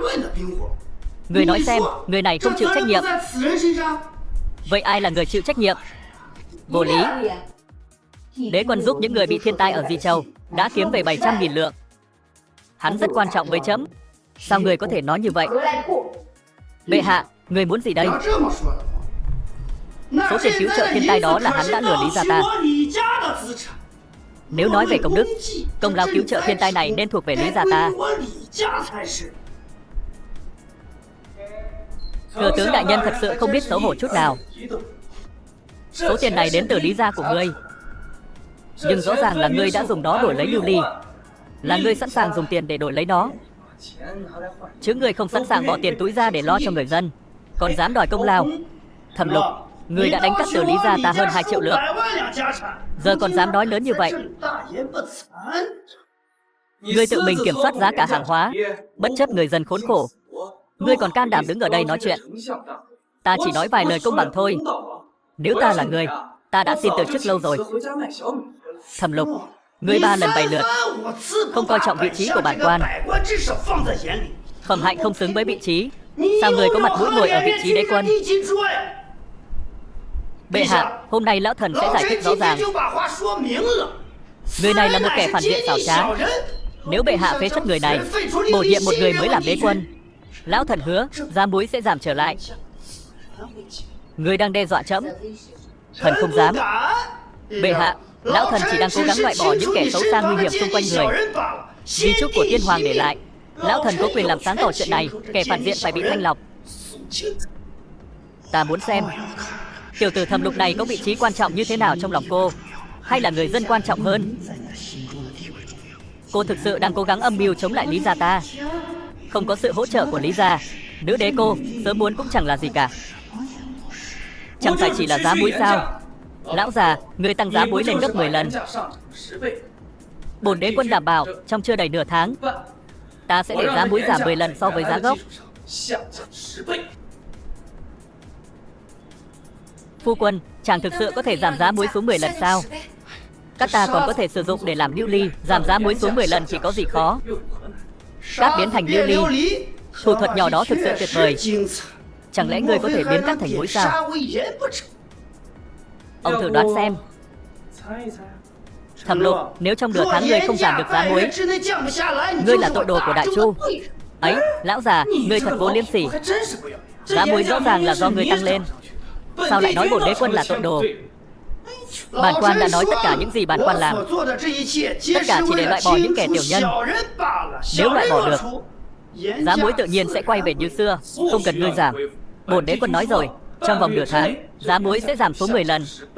Nếu không được thì sao? Nếu không được, bổn đế quân tùy Lý gia người xử lý.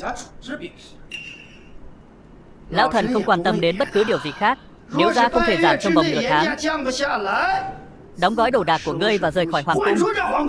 Chỉ cần xin bệ hạ bổ nhiệm một người mới làm đế quân, được.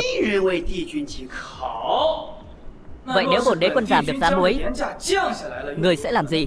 Ngươi muốn gì? Vậy ngươi hãy giao lại mỏ muối của Lý gia. Từ giờ trở đi, muối này sẽ thuộc về triều đình.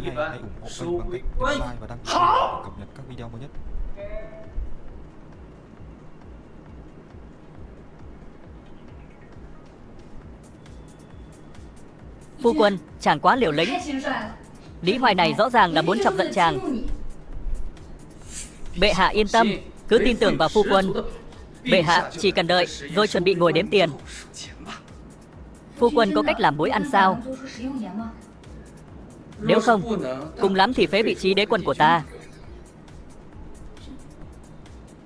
Nhưng mà ta không muốn vậy. Bệ hạ yên tâm, đây là chuyện nhỏ. Cứ để phu quân cho nàng xem, ta có thể làm lưu ly. Chút muối này còn đơn giản hơn nhiều. Chẳng lẽ bệ hạ không tin phu quân mình sao? Ta tin chàng. Ta nhớ là bệ hạ vẫn nợ ta một nụ hôn.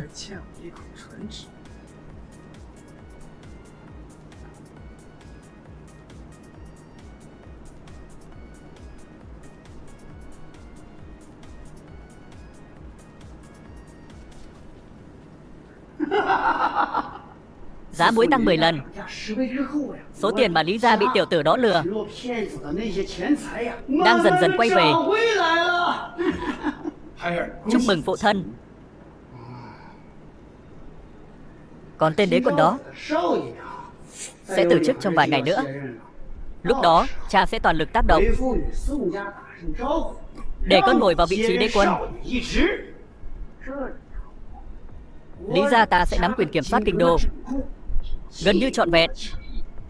Đa tạ phụ thân. Trong cung có động tĩnh gì không? Gần đây không có động tĩnh gì cả. Còn đoán Thẩm Lục, tiểu tử đó chắc đang nằm hối tiếc. Vài ngày nữa là ngày Thẩm Lục chết.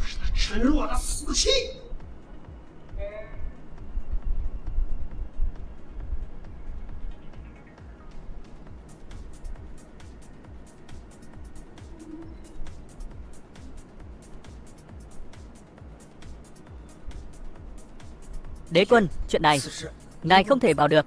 Người dám ngăn cản ta, muốn bị ăn đánh nữa sao?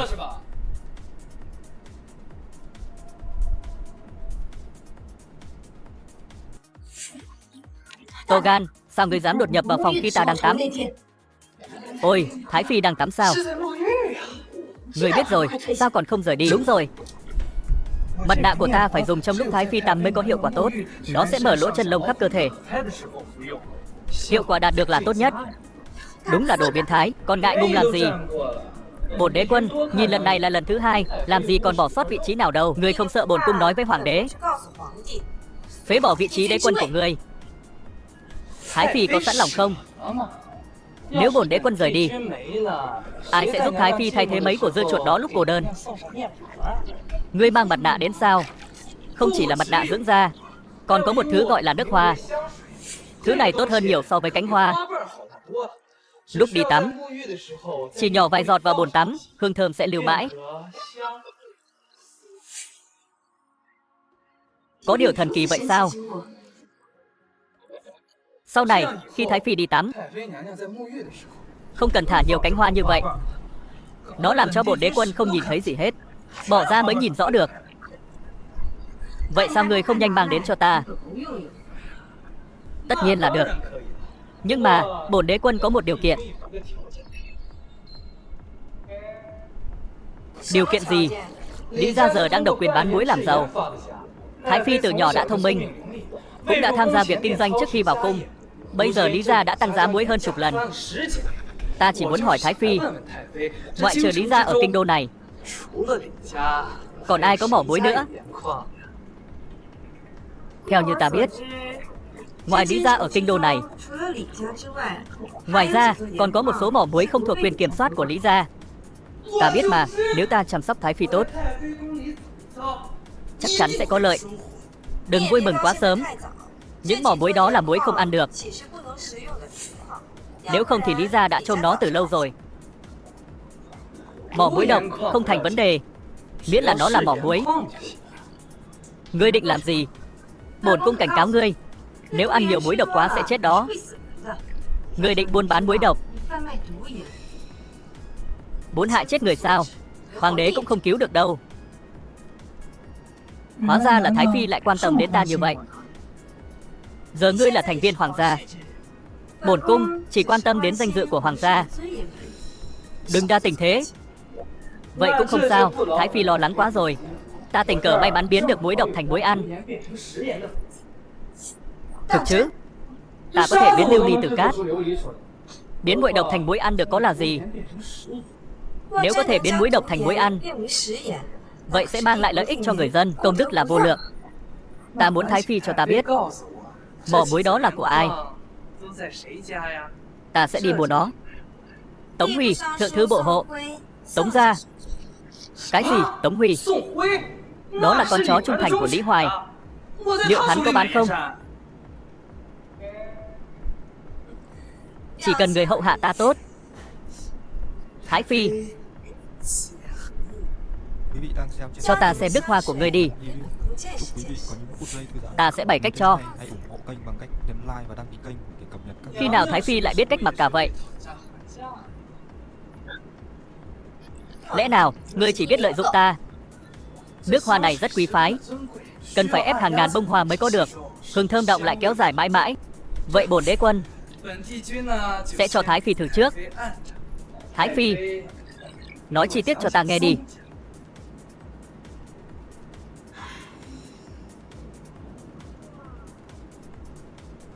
Lý gia dùng thủ đoạn lừa gạt Tống gia, để Tống gia lầm tưởng mỏ muối độc là mỏ tốt.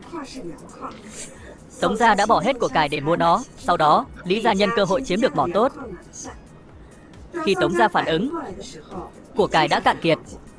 Để tồn tại, Tống gia đương nhiên chỉ có thể dựa vào Lý gia. Này, ngươi nhẹ tay thôi. Nhẹ tay không thoải mái đâu. Thái Phi, tiếp tục nói đi. Thực ra, Tống gia có lẽ bây giờ trong lòng đang ghét Lý gia. Sao hắn có thể trung thành với Lý gia được? Cảm ơn Thái Phi. Ta sẽ xin bệ hạ triệu Tống Huy vào cung. Sao vậy? Kiếm lợi đủ rồi, lại định rời đi sao? Hôm nay, bổn cung hết dưa chuột rồi. Vậy thì sử dụng mặt nạ này. Nó đơn giản hơn nhiều so với nước hoa. Nương nương chỉ cần đắp lên mặt. Sau một tách trà hãy tháo ra. Lần sau khi có thời gian, bổn đế quân lại đến thay thế 2 của dưa chuột đó.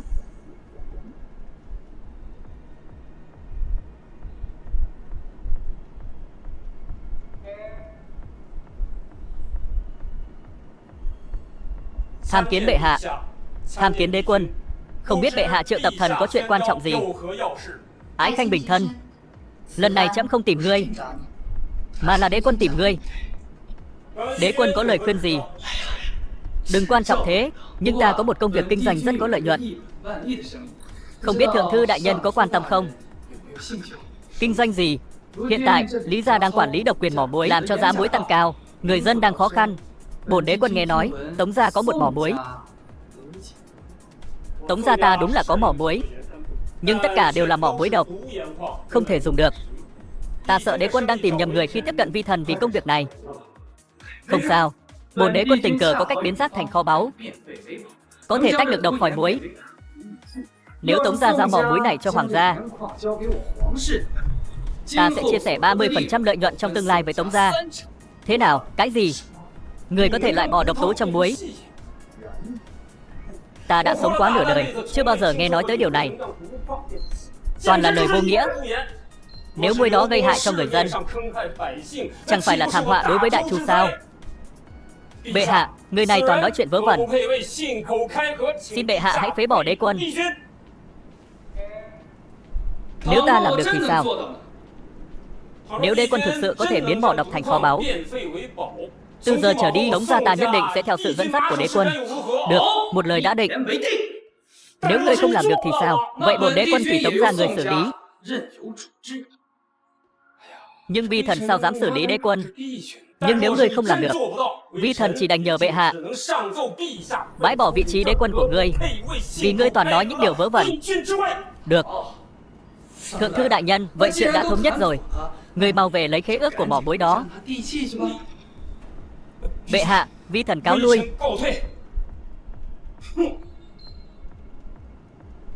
Tỷ phu, những gì tỷ phu nhờ, ta đã chuẩn bị tất cả rồi. Vẫn là tiểu đi từ tốt của ta có kỹ năng. Được được, cô thì sao? Cô làm được không? Đây, nào. Tiểu đi từ tốt. Vĩnh Ninh công chúa, khuấy nó cho ta. Biến muối thô thành muối tinh. Làm vậy có thể biến được muối thô thành muối ăn được sao? Tiểu đi từ cô không tin sao? Phương thức sản xuất này ta chưa từng thấy. Chúng ta cá cược nhé. Cược cái gì? Nếu ta thành công, so với lần cược trước, tăng gấp đôi. So với lần cược trước, tăng gấp đôi. Gấp đôi thì gấp đôi, sợ gì ngươi? Nếu ngươi không làm được, việc đặt cược trước đó sẽ bị hủy ngay lập tức. Một lần biến thành 2 lần rồi. Muối trong bò muối sâu vẫn quý giá. Ta muốn xem làm thế nào ngươi có thể thành công. Tỷ phu là người lợi hại nhất. Ta muốn chứng kiến tỷ thua cược. Không vấn đề. Con bé này, sao muội lại đứng về phía hắn? Muội hoàn toàn tin vào tỷ phu mà.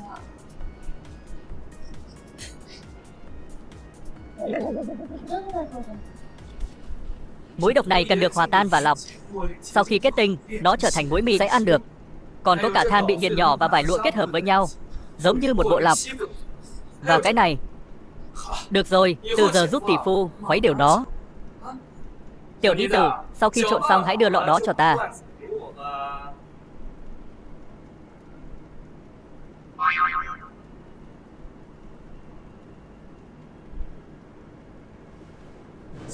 Tỷ có nghĩ tỷ phu sẽ tạo ra thứ gì đó hấp dẫn không?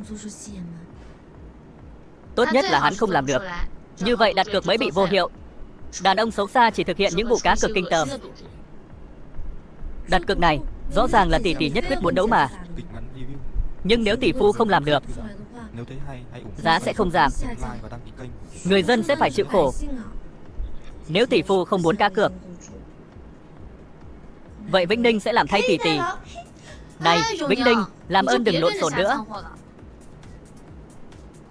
Quên đi, vì lợi ích của người dân thiên hạ, ta đành băm hắn làm được.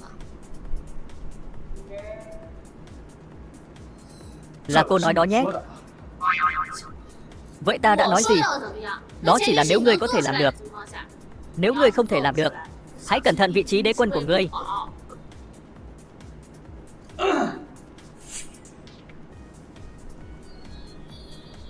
Màu này trắng như tuyết. Nó thậm chí còn tốt hơn muối trong cung. Tỷ phu lợi hại quá. Sao có thể, nhanh vậy đã làm được sao? Ngươi lừa đảo phải không? Là muối thật đó. Có thể ăn được, thử đi. Đây thực sự là muối từ mỏ muối độc sao? Tiểu đi tử, sẵn sàng thừa nhận thất bại đi. Vương tỷ, chịu thua đi, con bé này, đừng có lộn xộn nữa. Việc của muội sao? Tỷ ngượng sao? Vậy để muội thay cho.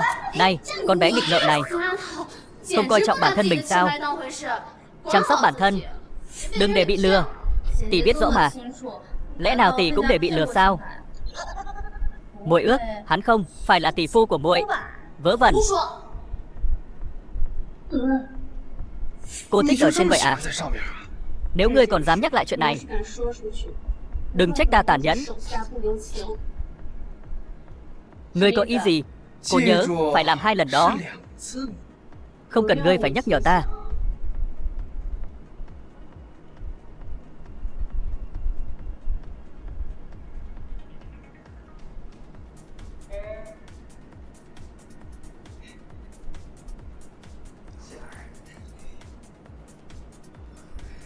Ây da, lần này thầm lục tên tiểu tử đó, hắn thậm chí dám dùng mỏ muối độc. Đúng là không biết trời cao đất dày. Này, thực ra vẫn chờ cháu yêu cầu Tống gia đi theo hắn.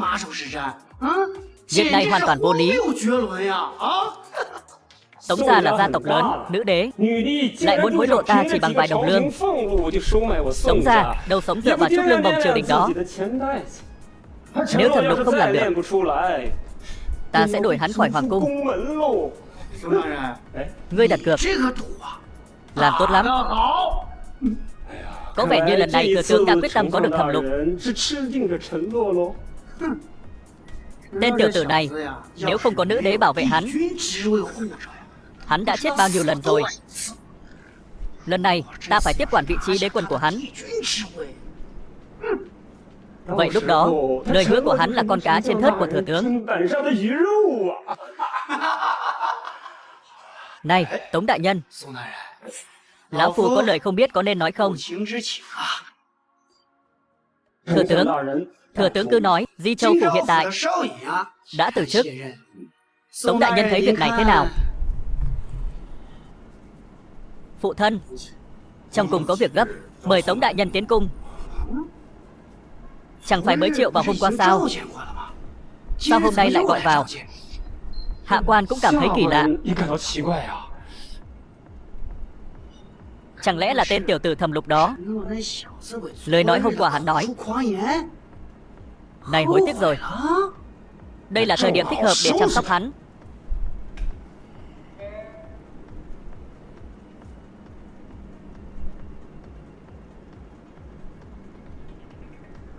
Thần, tham kiến bệ hạ. Tham kiến đế quân. Lần này vẫn là đế quân tìm ngươi. Không biết hôm nay đế quân triệu vào có việc gì? Sao lại gọi thần lại? Chẳng lẽ lời đế quân nói hôm qua nay lại muốn rút lại rồi? Vậy là thừa nhận thất bại đó ấy? Không. Ai chịu thua chứ? Trong từ điển của bổn đế quân không có 2 từ thất bại. Vậy sao đế quân không nắm bắt thời cơ? Còn thời gian rảnh rỗi ngồi đây sao? Nếu lần đặt cược này thất bại, vậy vị trí đế quân này không thể ngồi được đâu. Nhưng bổn đế quân đã làm thành công rồi. Người thừa nhận thất bại là thượng thư đại nhân đó. Cái gì?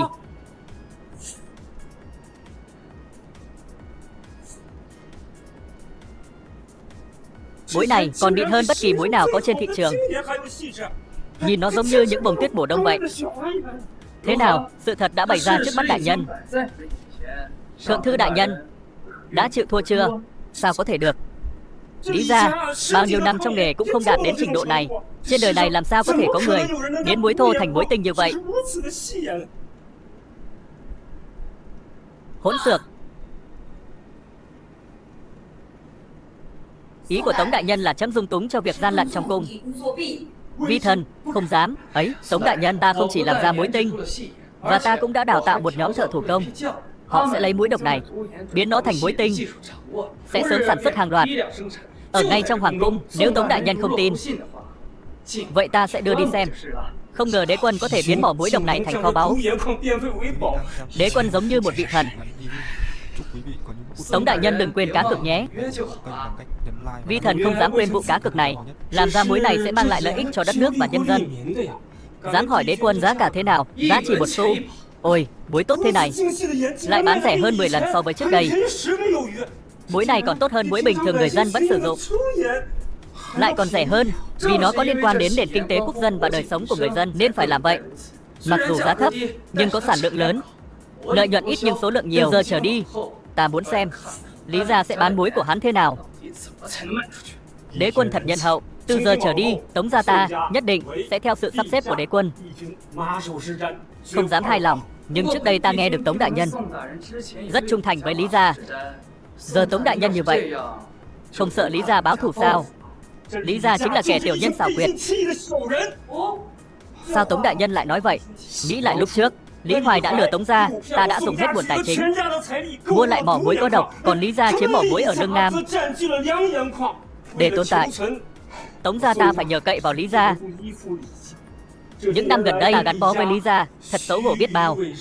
Bây giờ, đế quân có thể biến mỏ độc của Tống gia thành kho báu, còn hứa sẽ chia 30% lợi nhuận cho ta. Đương nhiên, ta không cần phải nhờ Lý gia giúp đỡ. Bệ hạ, thần và Tống gia từ nay sẽ tuân theo mệnh lệnh của bệ hạ.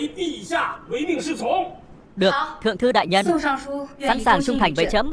Trẫm sẽ không đối tệ với ngươi.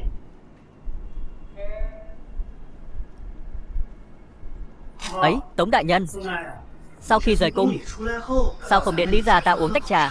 Sao lại trực tiếp hội phủ? À, không còn việc gì quan trọng. Thừa tướng không cần lo lắng. Vậy thì tốt. À, đúng rồi, Tống đại nhân, tri phủ quận Di Châu đã từ chức rồi. Chức tri phủ đó không nên bỏ trống dù chỉ một ngày.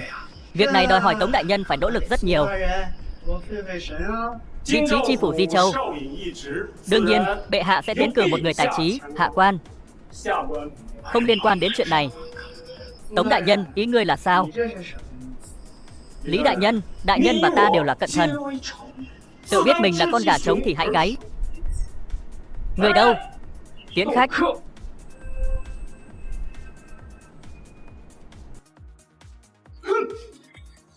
Chẳng lẽ Tống Huy uống nhầm thuốc? Sao hắn dám vô lễ với ta như vậy? Phụ thân, đại sự bất hảo rồi. Có chuyện gì vậy? Một số cửa hàng mới mở, họ bán muối với giá 1 xu một gói. Toàn dân đi mua muối đó rồi. 1 xu sao? 1 xu một gói to đến mức nào?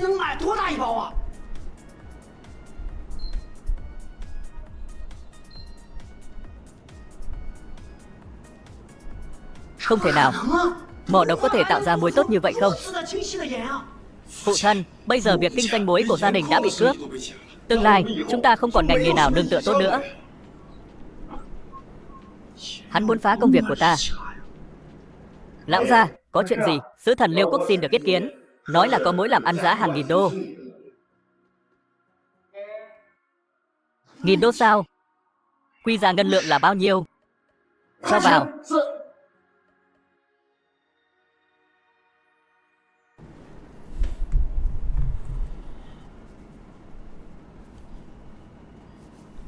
Bái kiến thừa tướng. Sứ thần Liêu Quốc, sao không gặp bệ hạ trước mà xác thực thông tin? Sao lại đến gặp bản quản? Có vấn đề gì vậy? Đại Liêu ta có một công việc kinh doanh cực kỳ lợi nhuận. Muốn bàn bạc với thừa tướng. Kinh doanh gì? Đại Liêu ta dự định đưa quân đến Chu Quốc.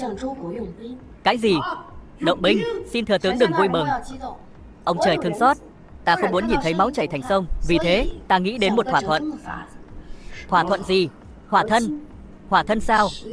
Muốn kết hôn với ai? Nghe nói Chu Quốc có hai công chúa Trường Ninh và Vĩnh Ninh. Quốc sắc thiên hương. Thái tử nước ta 30 tuổi vẫn còn é vợ. Muốn tuyển hai vị công chúa làm thiếp. Cô đi ngàn dặm đường tới đây, lẽ nào chỉ là vì chuyện kết thân? Tất nhiên. Chỉ có điều. Có điều gì? Chỉ có điều Chu Quốc phải cho Liêu Quốc chút của hồi môn. Cô muốn của hồi môn gì? Rất đơn giản, Liêu Quốc chỉ cần 3 tòa thành phía bắc của Chu Quốc thôi. Nếu thừa tướng tác động được vấn đề này, vậy thì 10.000 lạng bang này thuộc về thừa tướng. Cái gì? Liêu Quốc thực sự muốn chén hai vị công chúa của Đại Chu? Bệ hạ, quân đội của chúng ta hiện giờ rất yếu, không dễ gây chiến với quân Liêu. Theo kinh nghiệm từ các cụ, lựa chọn tốt nhất duy nhất là kết thân. Kiếm đao không mua được hòa bình, công chúa cũng không thể. Thừa tướng lại không hiểu điều này sao? Nhưng ít nhất có thể cho ta chút thời gian để thở. Sau cuộc hôn nhân, do phép lịch sự, Liêu Quốc trong 2-3 năm nhất định sẽ không làm gì. Việc này không thể được. Bệ hạ, Liêu Quốc hiện đã bố trí quân ở biên giới.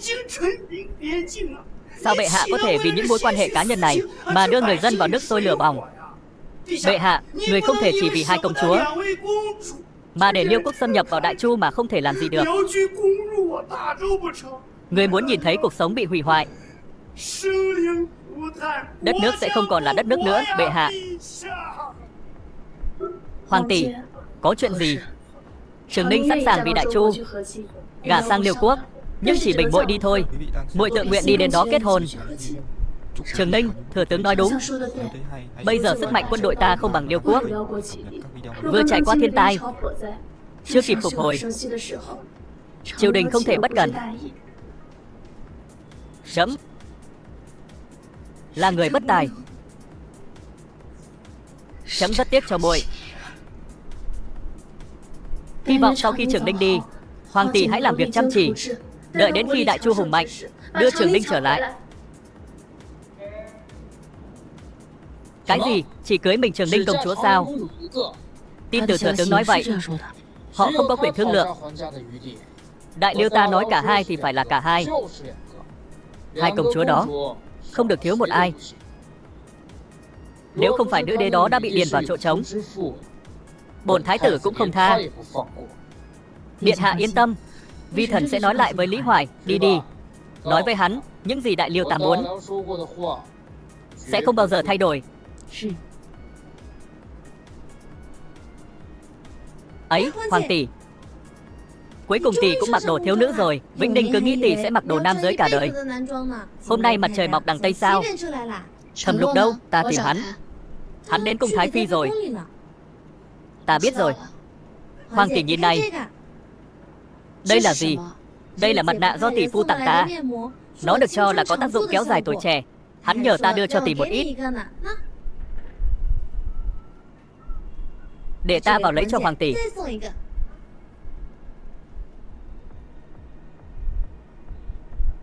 Bệ hạ, Liêu Quốc không đồng ý với điều kiện chỉ mình Trường Ninh công chúa, nhất quyết muốn có hai công chúa. Đừng có quá đáng. Bệ hạ, nếu công chúa Vĩnh Ninh cũng không kết hôn, sợ Liêu Quốc sẽ xuất binh ngay. Thần đề nghị hãy thực hiện theo mong muốn của Liêu Quốc, gả cả hai công chúa Trường Ninh và Vĩnh Ninh cho Thái tử Liêu Quốc.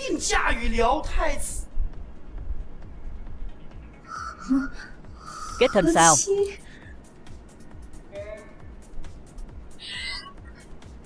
Thật là trẻ trâu không biết lớn. Người trưởng thành lại tưởng mình là gái đôi mươi. Nếu không phải bổn đế quân là thần thì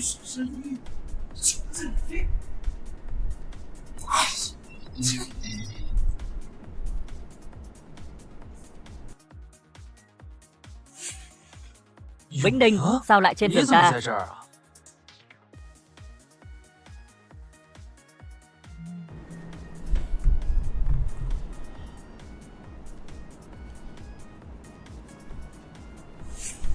Tỷ phu có thích Vĩnh Ninh không? Có chuyện gì vậy? Vĩnh Ninh thích tỷ phu lắm. Và còn cái gì? Năm đó, Vĩnh Ninh cũng đi theo Trường Ninh tỷ. Hoàng tỷ đã dạy một số chiêu thức võ thuật.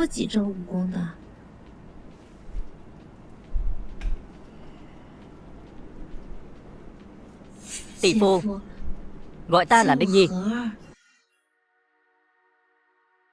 Ninh Nhi. Tỷ phu.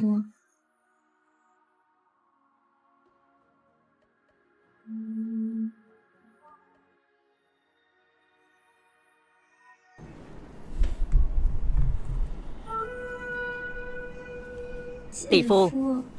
Tỷ phu, không ngờ Vĩnh Ninh. Hóa ra muội cũng.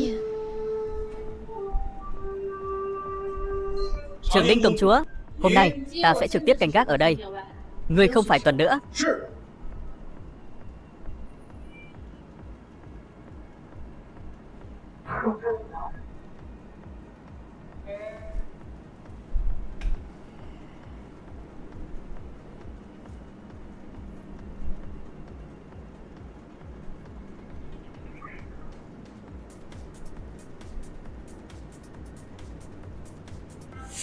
Gia đình tiểu nhi tử này, sao ai cũng mạnh bạo và tinh nghịch như vậy?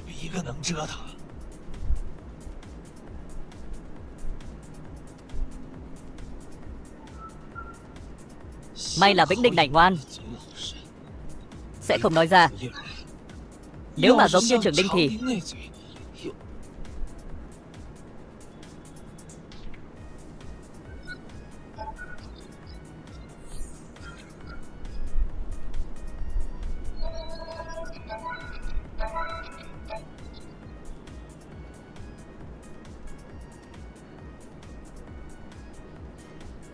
tiểu nhi tử, sao cô lại ở đây?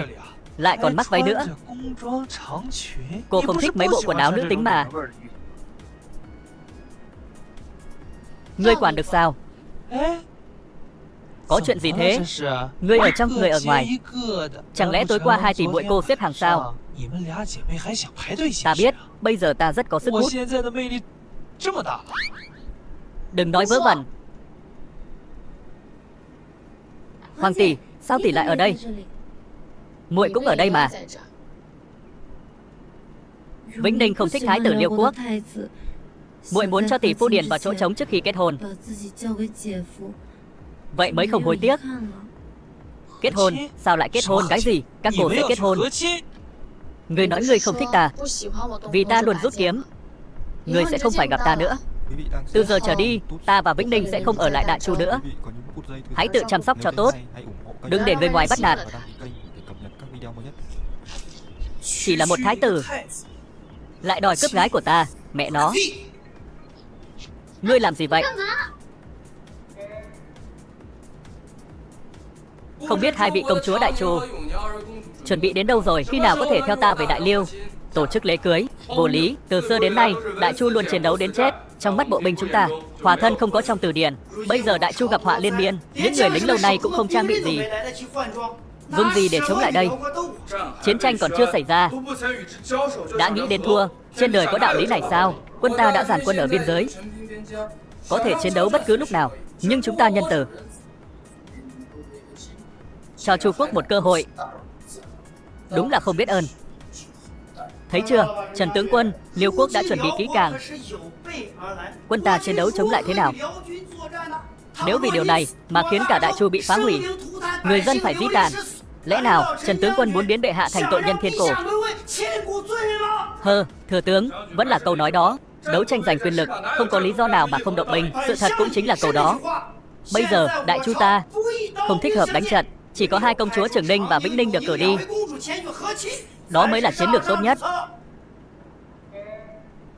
Đại Chu ta dùng văn hóa trị quốc, sao có thể để công chúa kết hôn với một học giả tầm thường? Liêu quốc không biết phép lịch sự. Ý của ngươi là bổn thái tử không có lễ phép. Văn học nghệ thuật Liêu quốc luôn xếp sau Đại Chu ta. Đây là sự thật. Chi bằng thế này, ngươi và ta đánh cược, Đại Chu chọn ra một người đấu thơ với ta. Nếu các người thắng, Trường Ninh, Vĩnh Ninh, bổn thái tử không muốn ai nữa, và trong vòng 10 năm sẽ không dùng vũ lực chống lại Đại Chu. Ta vẫn chưa nói xong. Nếu các người bị đánh bại, Khi đó đất đai của 3 thành phía Bắc sẽ được dùng làm của hồi môn. Cùng với 2 công chúa Trường Ninh và Vĩnh Ninh sẽ kết hôn với ta. Tổ Gan, sao ngươi dám đòi 3 thành trì phía Bắc của Đại Chu ta? Lời quân tử nói ra. Tứ mã nan truy. Sao nào, sao lúc này mạnh miệng thế? Bây giờ Chu quốc có phải hối hận không? Sao phải hối hận? Đại Chu ta đầy dẫy nhân tài, còn sợ đấu với Liêu quốc người sao? Trần tướng quân nói đúng. Đại Chu ta là nước quân tử. Lời đã nói ra sẽ không hối tiếc. Vậy Chu quốc định phái ai ra đấu? Con trai thừa tướng là học giả số 1 dưới thời Đại Chu, có tài văn thơ, chấm muốn cử Lý Thành lên thách đấu. Không biết thừa tướng nghĩ sao? Lời của bệ hạ, lão thần tự nhiên không dám phản đối. Chỉ là cái gì? Chỉ là mới hôm qua thôi, đứa con thần không phục đã thi đấu văn thơ với thái tử Liêu quốc. Kết quả thế nào? Thất bại thảm hại. Cái gì? Thất bại? Học giả hàng đầu Đại Chu đối đầu với thái tử Liêu quốc, sao có thể thất bại được? Tưởng Đại Chu phái ra nhân tài nào? Hóa ra là muốn phái ra kẻ bại trận dưới tay ta. Khinh thường bổn thái tử sao? Bây giờ xem ra không cần đấu nữa. 3 thành phía Bắc cùng 2 vị công chúa, bổn thái tử sẽ gom hết. Học giả hàng đầu Đại Chu đấu với Liêu quốc lại thua thảm hại. Chẳng lẽ nên giáo dục Đại Chu không tốt mới để người ngoài dễ dàng đánh bại như vậy? Trần tướng quân, người bốc đồng quá. Sao ngươi lại vội vàng đồng ý như vậy? Chỉ dựa vào lời nói vừa rồi của ngươi đã khiến Đại Chu ta tự nhiên mất đi 3 thành trì. Đây là tử tội. Bệ hạ, thần đã biết tội. Bệ hạ, Trần tướng quân đã phạm tội lớn, làm mất đi 3 thành trì ở phía Bắc. Tội không thể tha. Lão thần khẩn cầu bệ hạ thu hồi binh phù, giáng làm dân thường. Từ cổ chí kim, có ai như thừa tướng lại muốn hạ uy nghiêm quốc gia? Những học giả đó không đấu lại Liêu quốc, không phải lỗi của thừa tướng sao? Trần tướng quân có liên quan gì? Con trai ta là học giả số 1 triều đại còn bị thái tử Liêu quốc đánh bại. Đại Chu này, lẽ nào còn có học giả vĩ đại hơn sao? Tất nhiên. Ai ta? Ngươi, sao nào? Ta không thể sao? Ai ở kinh thành cũng biết, đế quân đam mê bài bạc từ khi còn nhỏ, chưa từng đọc qua một cuốn sách nào. Ngươi dựa vào cái gì? Phải chăng sử dụng dũng khí bài bạc từ nhỏ của ngươi để thi đấu sao? Thì ra đế quân Chu quốc chỉ là một tay cờ bạc. Có vẻ như nữ đế Chu quốc không có mắt nhìn lắm. Đối phó với ngươi, mình ta là đổ một tay cờ bạc đơn thuần. Muốn đấu với ta đúng là không phải lối. Ngươi yên tâm, bổn đế quân không coi thường đối thủ. Phu quân, chàng có chắc không? Bệ hạ, phu quân nàng không làm gì mà không chắc chắn. Điện hạ, tiểu tử này biết một số kỹ năng tinh xảo kiếm tiền, còn về đạo lý và chữ viết không biết gì. Sao vậy? Bệ hạ không tin phu quân mình. Kiểu gì điện hạ cũng thắng. Ta tin phu quân. Vậy đi, để người khác nói ta không bắt nạt ngươi. Ngươi ra để đi, nhớ chọn một đề khó vào. Ngươi chỉ là một tay cờ bạc. Giọng điệu cũng thật kiêu ngạo. Được, vậy thì lấy mặt trăng làm chủ đề. Thuở nhỏ nào biết trăng, tưởng rằng mâm ngọc sáng, cứ ngỡ gương giao đài bay giữa ngàn mây trắng. Đây chỉ là vài câu đầu tiên. Cái gì? Sao lại nhanh vậy? Đế quân thực sự có tài văn thơ vượt qua học giả đương đại. Đại Chu được cứu rồi, 3 thành phía Bắc có thể được cứu. Thần tiên đi dạo bước, tán cây quế xòe tròn, thỏ ngọc giã thuốc xong cứ ngóng người đến nếm. Cốc vàng gậm mâm ngọc ánh sáng cứ hao gầy. Đây là phần tiếp theo. Làm bài thơ trong chớp mắt. Tỷ phu giỏi quá, tỷ phu thật lợi hại. Cả đời ta đã không nhìn nhầm người. Phu quân ta luôn thích gây sự chú ý, cứ để cho ta phải lo lắng không lý do. Sao có thể? Ngươi lừa đảo. Đây là ngươi ra đề bài, ta gian lận thế nào? Sao phế vật ngươi lại có tài thơ văn như vậy? Này ta đứng đây, ngươi làm một, ta sẽ làm gấp đôi. Làm đến khi ngươi chịu thua. Ngươi, thôi, bỏ đi. Chắc người không được. Nếu không làm được, mau thừa nhận thất bại. Đừng trì hoãn việc của bổn đế quân ở đây. Sao ngươi dám sỉ nhục ta? Tổ Gan, sao ngươi dám đánh phu quân ta? Chu quốc các ngươi chờ ta đó. Các ngươi dám sỉ nhục bổn thái tử. Chu quốc chờ đợi kỵ binh của ta tiến đánh đi. Cảm ơn đế quân đã đến kịp lúc.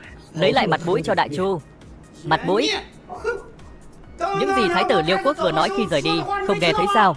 Quân đội Đại Chu sắp phải đối đầu với kỵ binh Liêu Quốc. Vì mặt mũi Đại Chu, người đã kéo Đại Chu vào cuộc chiến với Liêu Quốc. Hắn không có công, nhưng có tội nặng. Ây da, không phải chỉ là một Liêu Quốc nhỏ bé thôi sao? Chỉ một Liêu Quốc, Bổn đế quân sẽ có cách đánh bại chúng.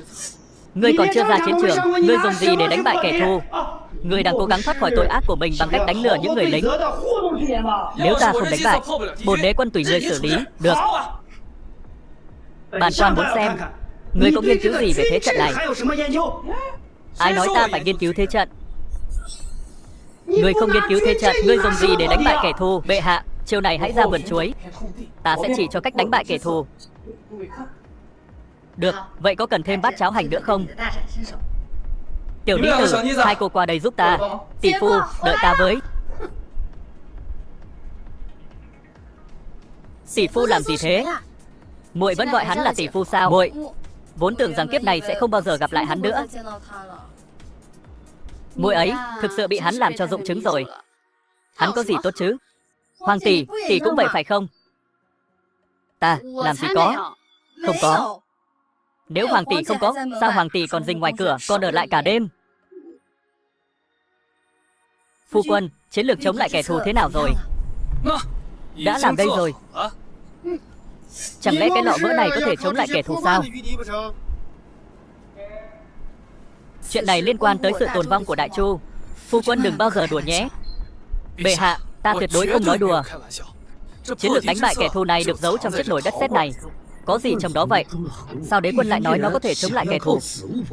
Phu quân, ta cũng muốn biết. Hắn dùng những thứ Vĩnh Ninh luyện thuật giả kim thường ngày, bỏ hết vào trong, còn bắt muối nhân rất lâu. Lưu Huỳnh, muối tiêu, cho đùa à? Đây là một trò đùa. Lẽ nào người muốn tình chế thuốc tiên, giúp mọi người bất tử khi chống lại kẻ thù? Phu quân, lần này hơi liều lĩnh đó. Thứ này sao có thể đánh bại kẻ thù? Hôm nay ta sẽ cho mọi người thấy khoa học có sức mạnh như thế nào. Khoa học là gì? Ngươi lại cuồng ngôn loạn ngữ rồi.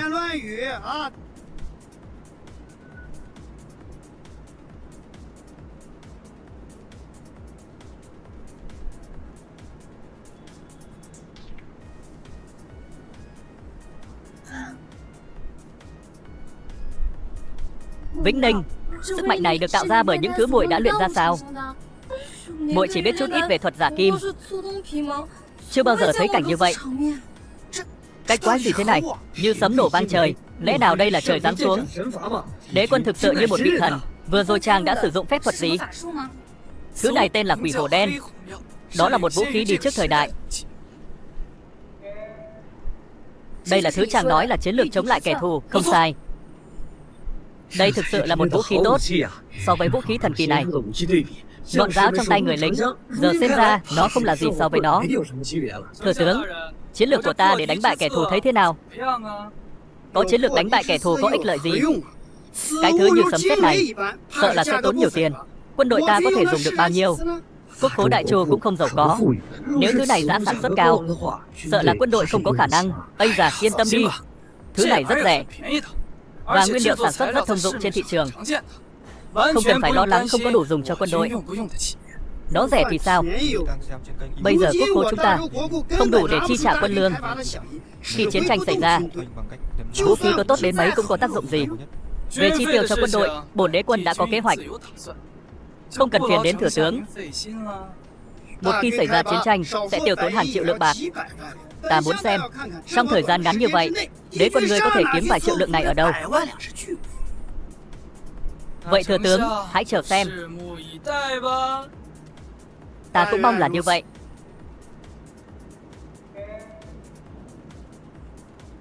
Không biết vì sao đế quân lại cho giữ Mạc tướng lại. Trần tướng quân, người cũng biết bệ hạ đã yêu cầu ta tăng quân lương. Không biết ở thế giới này kiếm tiền từ đâu là dễ nhất? Tất nhiên, đó là kiếm tiền của phụ nữ. Không giấu đế quân, vợ ta tuy giản dị, nhưng hàng tháng chi tiêu cho bản thân không ít. Vậy cho ta hỏi, ở đâu có nhiều nữ nhân nhất? Tất nhiên là Lan Quế Phường, thư viện lớn nhất kinh thành. Hôm qua ta mới đến đó. Hoa khôi ở đó phải nói là đẹp hết nước chấm. Ái chà, Trần tướng quân cũng đến chi viện quẹt thẻ sao? Đế quân à, đế quân, đừng để phu nhân ta biết. Tất nhiên, thời gian này, bổn đế quân cũng phải đến đó nghiên cứu vài từ thế mới.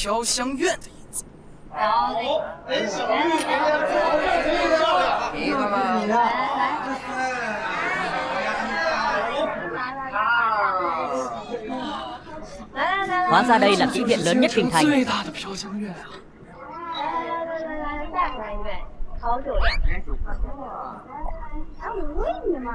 Hôm nay ta được mở mang tầm mắt rồi.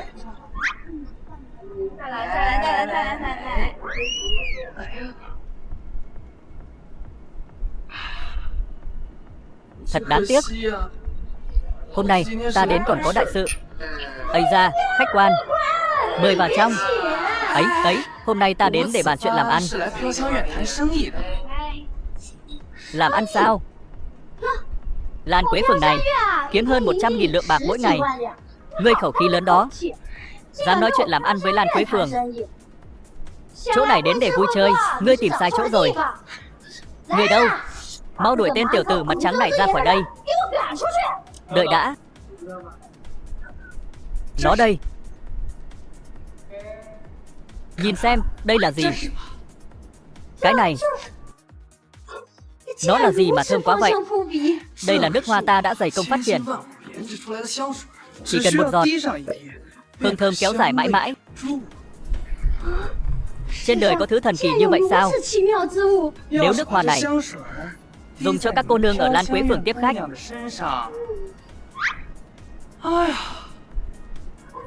Khách quý, mời vào trong đi. Cái gì? Ngươi nói thầm đục đến kỹ viện Lan Quế Phường. Phụ thân, chính mắt còn thấy, sai làm sao được. Với tư cách là đế quân, có vẻ như trong mắt nữ đế chỉ có mình hắn. Vậy mà lúc này hắn lại đi khoan giếng. Đúng là không biết sống chết. Nếu nữ đế biết chuyện này, vậy sẽ giết hắn vì tức giận. Cha, cơ hội đã đến. Lần này, cha sẽ thêm chút gia vị cho cặp đôi này. Lần trước không phải đã dùng xuân dược sao? Nhưng nó không hoạt động. Vì với tính cách của Trường Ninh công chúa, hắn đã mất mạng lâu rồi.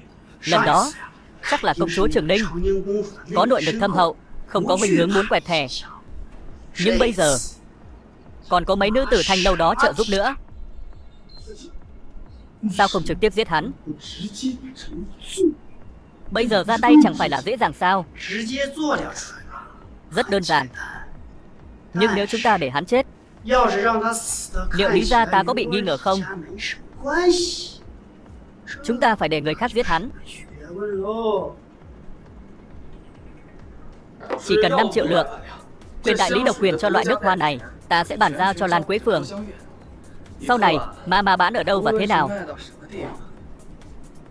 ta cũng sẽ không can thiệp. Mức giá này có thể nói là khá hợp lý. Nô gia đã báo với chủ nhân rồi. Chúng ta làm nghề này, các cô nương cần có sức hút. Tất nhiên là muốn mua độc quyền nước hoa này.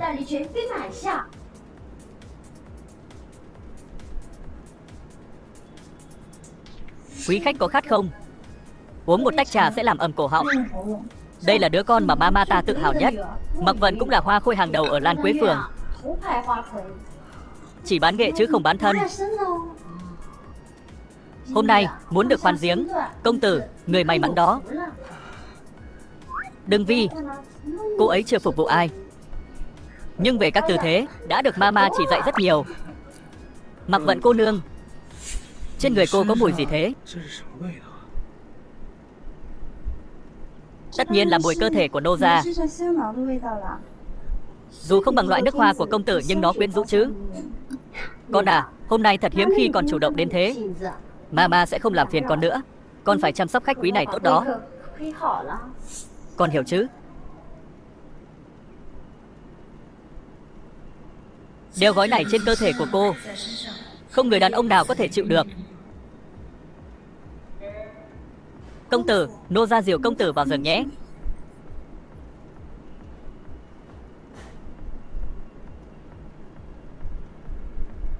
Quý vị đang xem xem trên kênh YouTube Kịch ngắn review. Chúc quý vị có những phút giây thư giãn. Nếu thấy hay, hãy Này, cô là ai mà dám xông vào? kênh để cập nhật các video mới nhất. Cô là ai? Không hiểu quy tắc ở đây sao? Dám đột nhập vào phòng riêng tư. Người đâu? Lôi cô ta đến quan phủ. Thảo Dân không biết là Trường Ninh công chúa. Tất cả ra khỏi đây. Nhưng mà đừng để ta phải nhắc lại. Vâng, ta sẽ đưa mọi người ra bây giờ. Mama, không được, mù rốt. Con có bao nhiêu cái đầu? Đây là công chúa đó. Sao ngươi dám lừa dối Hoàng tỷ và Vĩnh Ninh? Đến kỹ viện khoan giếng. Ta giết người. Ta giết người. Sao người dám động tay chân với ta? Chuyện gì đã xảy ra với ngươi vậy? Mùi trên người ngươi sao giống mùi vị tình yêu vậy? Sức mạnh của Xuân Dược khiến hắn muốn khoan giếng. Nếu không được giải tỏa kịp thời sẽ chết đột ngột. Vậy chỉ còn cách để hắn khoan giếng mình lần nữa.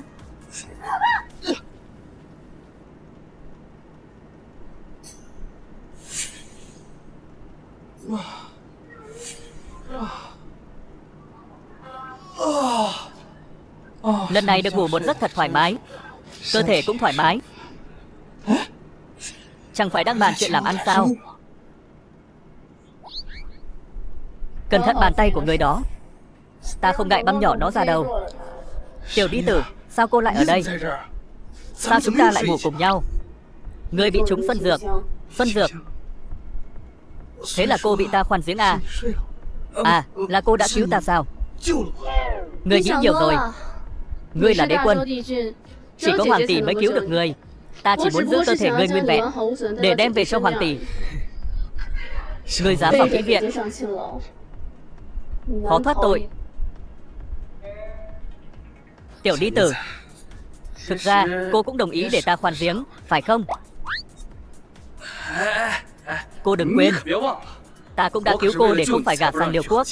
Bổn công chúa là người hoàng gia. Người nghĩ bổn công chúa mềm lòng sao? Giờ cũng đã tỉnh rồi, mau cùng ta về gặp Hoàng tỷ.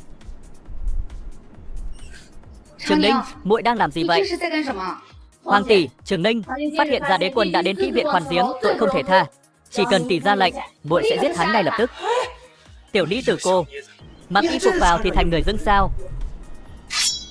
Phu quân, ta để người thiếu thốn sao? Sao lại đến kỹ viện khoan giếng? Khoan ta không đủ sao? Có để ta thiếu thốn không? Trong lòng không rõ sao? Cả hai tỷ muội cô đều hào hiệp rộng lượng. Phu quân, dù giữa hai ta có thể sứt mẻ tình cảm phu thê, nhưng mà ngươi đã là thành viên hoàng gia, ngươi cũng không thể ra ngoài tìm thú vui được. Bệ hạ nói ta là thành viên hoàng gia, phải không? Trường Ninh, kéo phu quân ra ngoài, đánh 30 gậy. Bệ hạ, thực sự nỡ đánh ta 30 gậy sao? Hoàng tỷ, chỉ đánh 30 gậy thôi sao? Tiểu Lý Tử, sao lại nói chuyện mất hết tình người vậy? Ngươi nói nhảm ai có tình ý với ngươi? Cho dù ta có, nhưng Hoàng tỷ là chị cả. Đây cũng là lỗi của ta. Ta chưa kịp dạy phu quân các quy tắc trong cung. Ta cũng có tội. Vì vậy, phạt nhẹ hắn thôi. Người may mắn đó. Đợi tí. Phu quân, còn gì để nói nữa sao? Bệ hạ, lần này ta đến kỹ viện chỉ để kinh doanh. Vô lý, ngươi làm gì ở kỹ viện, ta còn không biết sao?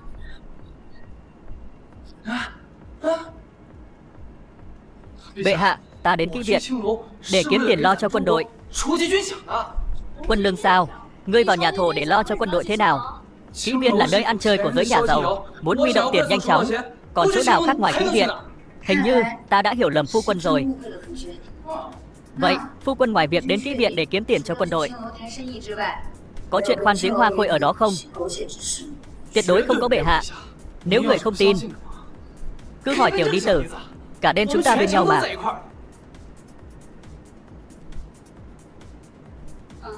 Đúng là không có việc tỷ phu gần gũi với hoa khôi nào ở đó. Thừa tướng, Thái tử điện hạ rất thất vọng về ngươi. Tất cả đều là Thẩm Lục quá xảo quyệt. Sự thật là 2 lần hắn bị trúng Xuân Dược đều có người cứu. Hơn nữa, ta đã ở trên triều gây rối, cố gắng hết sức để giúp đỡ thái tử nhà cô. Ta không có gì xấu hổ. Không có gì xấu hổ. Ông là thừa tướng Đại Chu lại làm việc cho thái tử Liêu Quốc, còn đủ can đảm để nói lời vậy sao? Cô có ý gì? Cũng không có gì. Thừa tướng đại nhân đã nhận 2 cái cặp số có mật khẩu, chỉ nói được vài lời không có tí giá trị gì. Ta sợ rằng ông không dễ nuốt đâu. Đã bước lên thuyền của chúng ta thì không dễ bước xuống. Cô còn muốn gì ở ta nữa? Liêu Quốc ta chỉ muốn biết, sao những ngày qua Đại Chu lại coi thường chúng ta vậy? Phu quân phục vụ đất nước. Lần này ta đã hiểu lầm chàng. Bệ hạ vẫn không tin sao? Còn muốn con bé Trường Đinh đó đánh ta một trận. Con bé đó mà ra tay thì không hề nhẹ đâu. Phu quân, chàng trách ta phải không? Ta đâu dám trách bệ hạ, nhưng phu thê phải tin tưởng lẫn nhau. Thế thì phu quân đừng trách ta nữa. Vậy bệ hạ có nên thưởng gì cho ta không? Quý vị đang xem trên kênh YouTube Kịch Ngắn Review. Vậy phu quân muốn thưởng gì? Nếu thấy hay hãy ủng hộ kênh bằng cách Ta muốn gì? kênh để cập nhật các video mới nhất. Bệ hạ, nàng không biết sao?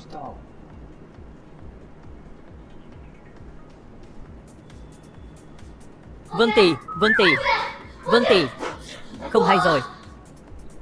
Thượng thư bộ công mang công thức thuốc nổ đào thoát sang Liêu Quốc rồi. Cái gì? Khó trách mấy ngày nay Chu Quốc lại bình tĩnh không vội vàng. Xem ra đã chuẩn bị từ lâu rồi. Hóa ra lại có vũ khí lợi hại vậy. Điện hạ, bây giờ công thức thuốc nổ đã có trong tay chúng ta. Sức mạnh của Liêu Quốc đã vượt xa Chu Quốc. Giờ ta có thuốc nổ này, thậm chí còn mạnh mẽ hơn. Chu Quốc chỉ là vật trong túi. Đợi Liêu Quốc phá được kinh đô Chu Quốc, bổn thái tử cũng phải nếm thử hương vị của nữ đế đó. Xem ra ngày điện hạ đạt được nguyện vọng không còn xa nữa. Hỏng rồi. Bây giờ đó là vũ khí duy nhất có thể giúp Đại Chu chống lại Liêu Quốc, giờ lại bị lộ ra. Lẽ nào ông trời lại muốn diệt Đại Chu sao? Muội sẽ cử người đến đó loại trừ kẻ phản bội. Đã quá muộn rồi. Chắc giờ công thức này đã nằm trong tay người Liêu. Cho dù bắt được kẻ phản bội và giết hắn cũng đã muộn. Chúng ta nên làm gì? Chẳng lẽ Chu Quốc ngồi chờ chết sao?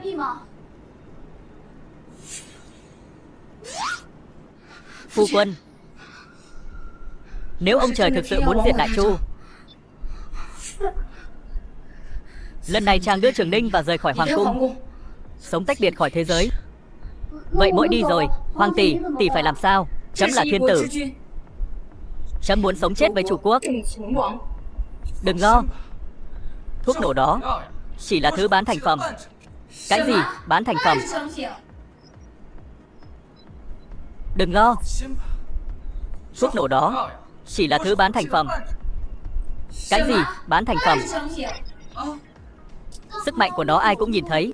Sao lại là sản phẩm chưa hoàn chỉnh? Nếu chúng ta so sánh vũ khí mới này với cung tên, chắc chắn là nó lợi hại hơn. Muốn nó phát huy sức mạnh thực sự, vẫn cần phải một bước nữa. Điều đó có nghĩa là cho dù Liêu Quốc có được công thức thuốc nổ, cũng không làm được gì. Họ sẽ không biết cách sử dụng.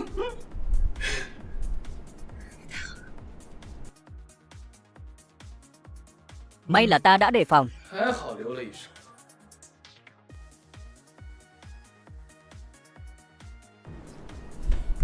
Đây chính là cách tăng cường sức mạnh của thuốc nổ. Lần này, chúng ta phải tìm người có thể tin tưởng để làm việc này. Nếu lại để bị rò rỉ ra ngoài, ta cũng chỉ còn cách đưa Tiểu Đi Tử trốn vào rừng sâu, sống cuộc sống mà Tiểu Đi Tử mong ước. Phu quân yên tâm, ta sẽ không bao giờ phạm sai lầm tương tự nữa.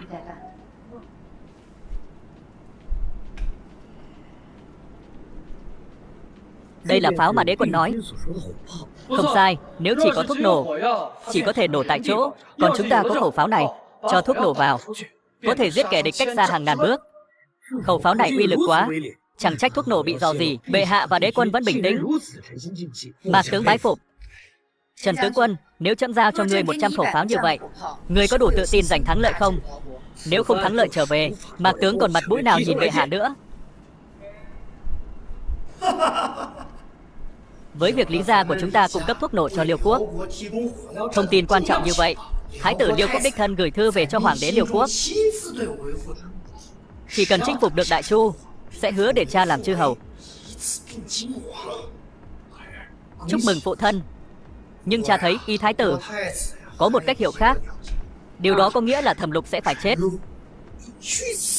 Nếu hắn không làm nhục Thái tử ở đại điện, hắn đã không bị Thái tử ghi hận trong lòng, còn sẽ vào cung bây giờ. Nói với cô mẫu con, việc này liên quan đến tương lai Lý gia. Hãy thực hiện nhanh lên. Ta tưởng đế quân đã được hưởng lợi rồi, không nhòm ngó đến ta nữa. Không ngờ sớm vậy đế quân đã đến gặp ta. Dù gì, Thái phi cũng là bậc trưởng bối. Bổn đế quân là một người hiếu thảo, làm sao có thể quên việc vào cung gặp Thái phi được. Chẳng bao lâu nữa sẽ đến sinh nhật của ta. Ta rất muốn xem đế quân sẽ hiếu thảo với ta thế nào. Người có thể tặng quà gì cho bổn cung? Vậy bổn đế quân sẽ coi mình như một món quà, gửi đến Thái phi. Cũng được thôi, đợi đến lúc đó, bổn cung sẽ chăm sóc đế quân thật tốt. Không biết đế quân lúc đó có thể thay thế hai của dưa chuột của ta được không? Sao vậy? Lẽ nào Thái phi nương nương không chịu nổi nữa rồi sao? Khởi bẩm nương nương, Lý Thanh công tử cầu kiến. Xem ra Thái phi lại có khách. Thái phi có để hắn vào không? Tham kiến cổ mẫu. Bổn cung đang ngồi trên đi văng, không thuận tiện lắm. Có gì thì nói qua bình phòng đi. Phụ thân giục cô mẫu phải nhanh lên. Cô mẫu, chuyện lần trước làm đến đâu rồi? Cô mẫu không khỏe sao? Có cần gọi thái y không? Không cần. Bổn cung không sao. Người quay về nói với huynh ấy, bổn cung sẽ tìm người tiến hành ngay. Dạ. Quý vị đang xem trên kênh YouTube Kịch Ngắn Review. Chúc quý vị có những phút giây thư giãn. Nếu thấy hay, hãy ủng hộ kênh bằng cách nhấn like và đăng ký kênh để cập nhật các video mới nhất. Sao vậy? Đế quân không tạm ứng chút lòng hiếu thảo. Đã đi rồi. Lý Thành đã yêu cầu Thái phi đẩy nhanh tiến độ. Nếu bổn đế quân còn ở đây lâu hơn nữa, ta sợ tính mạng của ta sẽ gặp nguy hiểm. Vậy thôi sao? Ta không thể so sánh với bệ hạ và Trường Đinh sao? Họ còn trẻ và đẹp quá mà. Quên đi. Đế quân đi đi, ta không tiến. Thái phi, người cũng biết, lần này Lý gia dự định dùng mọi biện pháp cần thiết. Nếu bổn đế quân không chuẩn bị thêm, sẽ thấy bất an. Đợi một ngày nào đó bổn đế quân giải quyết được Lý gia, ta sẽ tự nhiên đến bày tỏ lòng hiếu thảo với nương nương.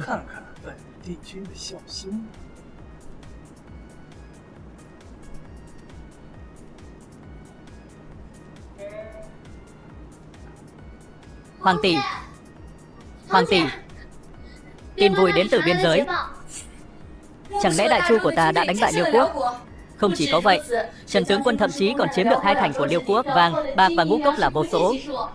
Hay quá rồi, chỉ thời gian ngắn đã thắng trận. Chờ quân Trần tướng quân về chiều, hãy cùng nhau ăn mừng. Đúng là niềm hạnh phúc nhân đôi. Này, tiểu đi tử. Đúng rồi, tiểu đi tử, mọi việc ta nhờ cô chuẩn bị đến đâu rồi? Bổn công chúa phải cố gắng hết sức mình. Cô biết vậy là tốt. Vấn đề này liên quan đến an toàn của gia đình chúng ta. Ai là gia đình của ngươi? Ta là đế quân của hoàng tỷ cô. Cô dám nói chúng ta không cùng gia đình? Phế vật. Tất cả đều là phế vật. Liêu quốc lớn như vậy, ngay cả Chu quốc cũng không đánh bại, còn làm ta mất tiền. Ta đã làm hết sức vì họ. Còn cô mẫu của con, ngay cả tên tiểu tử đó cũng không ngăn cản được.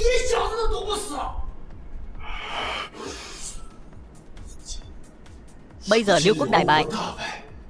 Vậy nếu Liêu quốc đem những chuyện chúng ta làm nói với nữ đế, vậy phải làm sao? Chẳng phải lý ra ta sẽ tiêu đời sao? Xem ra chúng ta chỉ còn một cách.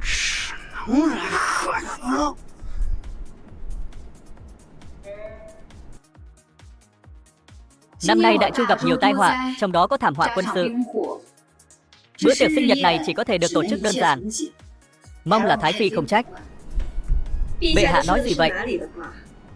Bổn cung không phải là thân mẫu ruột của bệ hạ. Bệ hạ vẫn có thể cố gắng hết sức mỗi năm tổ chức tiệc sinh nhật cho bổn cung. Bổn cung đã rất hài lòng rồi. Thái phi là trưởng bối, Đại Chu ta cai trị đất nước bằng lòng hiếu thảo, chấm tự nhiên sẽ cố gắng hết sức.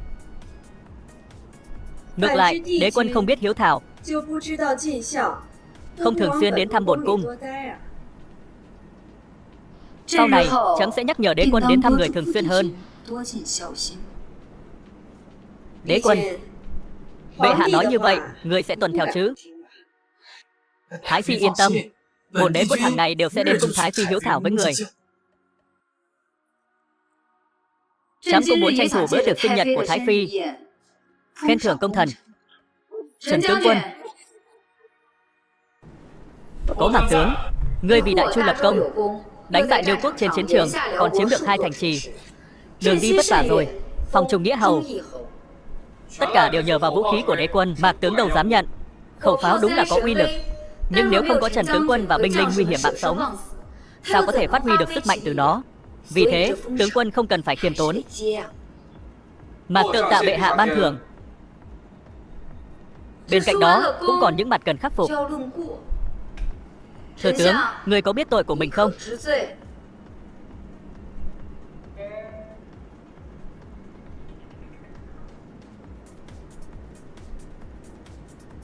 Ấy, lão thần có tội gì? Khi thảm họa ập đến Đại Chu ta, ngươi điều khiển Trần gia tích trữ lương thực, tăng giá muối một cách bừa bãi, còn nói không có tội.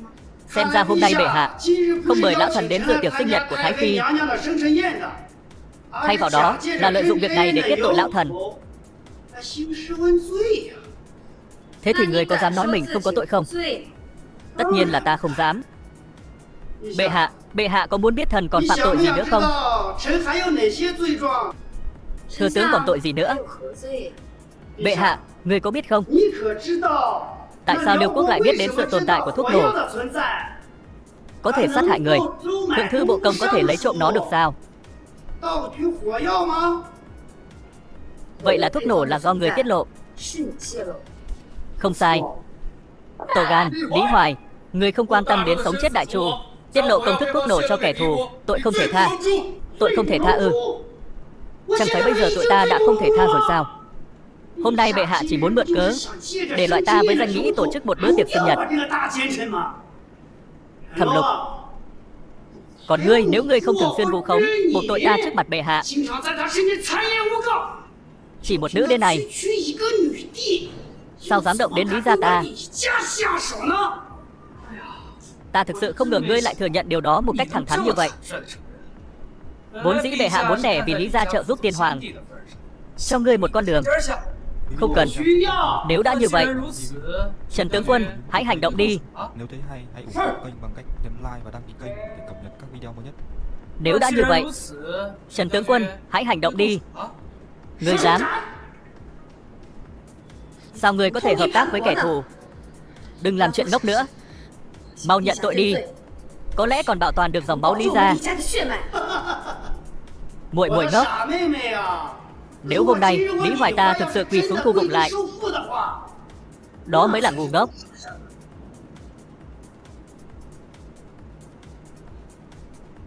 Người có dám không? Hôm nay bệ hạ đã ra lệnh trước cho binh lính riêng của bổn tướng quân ẩn náu bên ngoài cung điện. Nếu thừa tướng không quỳ xuống nhận tội, đừng trách bổn tướng quân không nghĩ tới tình đồng nghiệp. Ngươi dám? Thẩm Lục, dùng bữa tiệc sinh nhật này để buộc tội ta, đây cũng là trò quỷ quái do người nghĩ ra. Tiệc sinh nhật này chỉ có điều bệ hạ và ta không phải là những kẻ bá chủ do dự.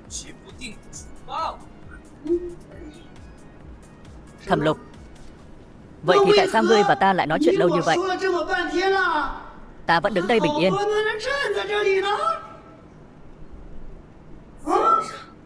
Trần tướng quân, binh lính của ngươi đâu? Bệ hạ, Mạc tướng đã sắp xếp binh lính bao vây nơi này. Sao lại không thấy ai cả?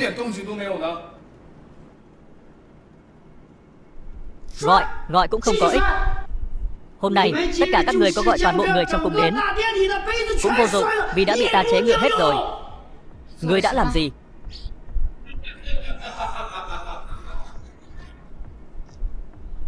Lý Thành, sao ngươi lại ở đây?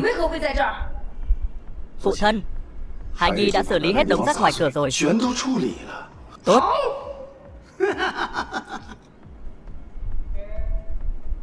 Đại ca, cháu trai, Đây là tạo phản đó.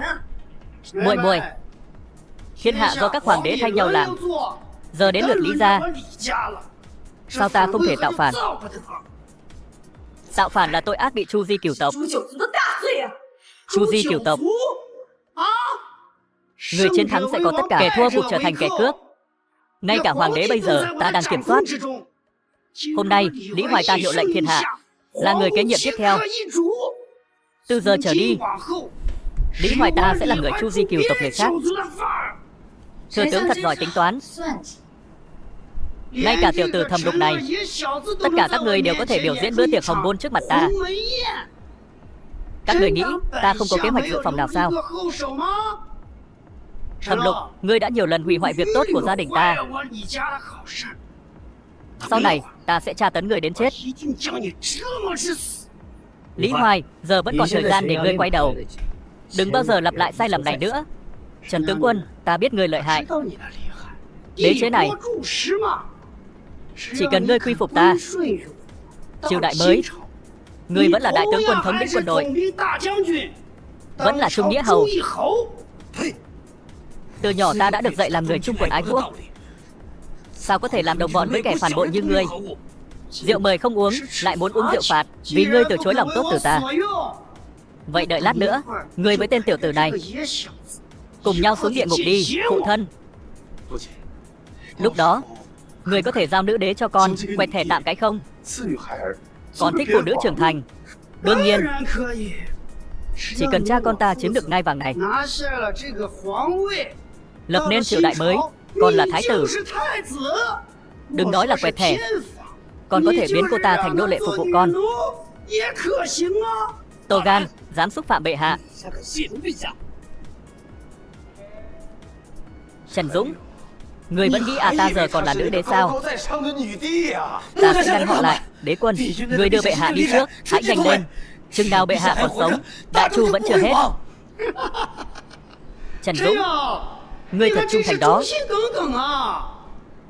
Thật đáng tiếc, ngày hôm nay không ai trong số các người có thể trốn thoát. Trần tướng quân là trụ cột của triều đại. Hôm nay có bổn đế quân ở đây, xem ngươi làm thế nào để đột phá. Đang trêu đùa ta đấy à? Con trai, đưa tất cả binh lính chúng ta vào, giết tất cả bọn chúng. Dạ.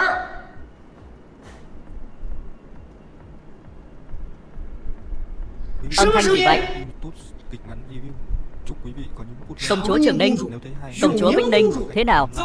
Thừa tướng, bất ngờ chứ? Không ngạc nhiên sao? Hoàng tỷ, quân lính của Lý gia bên ngoài đã bị chúng ta dọn dẹp rồi. Vĩnh Ninh cũng đã xử lý được vài tên. Sao có thể? Vì an toàn của Lý gia, tất cả họ đều là những võ lâm cao thủ có 102. Sao có thể dễ dàng bị các cô hạ gục trong chớp mắt như vậy? Cao thủ võ lâm, khi thứ này của ta chưa sản xuất, đối phó với cao thủ bằng vũ lực thực sự không dễ. Nhưng bây giờ, cao thủ nào đứng trước khẩu súng này cũng thành kẻ phế vật. Võ công cao mấy cũng bằng thừa. Đây là súng sao? Không sao. Súng là cái gì? Khẩu súng này ta chỉ trang bị cho 2 vị công chúa và cận vệ của bệ hạ. Mỗi người có một khẩu, chuyên để đối phó với những tên phản thần tặc tử như ngươi. Sao có thể? Bộ hộ không còn đồng bạc nào dư thừa. Ngươi lấy nhân lượng đâu mà tạo ra một đội quân? Tất nhiên số tiền này là do Lý gia cung cấp. Ngươi đã mua ngọc rồng từ bộ sưu tập của hoàng gia. Như vậy, bệ hạ đương nhiên sẽ có kinh phí để đào tạo một đội quân, vì đây là quân đội riêng bí mật. Sao lại phải dùng nguồn tài chính từ bộ hộ? Bây giờ ngoại trừ 500.000 lạng để cứu trợ thiên tai ở Di Châu, còn lại 200.000 lượng. Ta cũng muốn cung cấp cho người dân Di Châu. Bệ hạ, 500.000 lạng đủ để cứu trợ thiên tai ở Du Châu. 200.000 lượng còn lại, bệ hạ vẫn cần sử dụng nó để hình thành một đội quân trung thành, để dùng lúc cần. Cận vệ hoàng gia, không sai, tên Lý Hoài đó có ý đồ không tốt. Bệ hạ cũng nên chuẩn bị. Và những vệ binh hoàng gia của chúng ta đều phải sử dụng vũ khí và áo giáp tốt nhất. Phu quân nói không sai. Thẩm Lục, ngươi dám dùng tiền của Lý gia ta để nuôi binh của mình, là binh lính của bệ hạ. Và cụ thể là để đối phó với những tên xã hội đen như Lý gia người. Thẩm Lục, ngươi thật tàn nhẫn. Nếu thừa tướng ngươi không tham lam, ta và bệ hạ không cần phải tàn nhẫn như vậy đâu. Thẩm Lục, ngươi nghĩ làm vậy là diệt được ta sao? Vậy ta muốn biết ngươi còn có cách nào khác. Ngươi có biết người tổ chức tiệc sinh nhật là ai không? Tất cả đã bị Lý gia ta mua chuộc.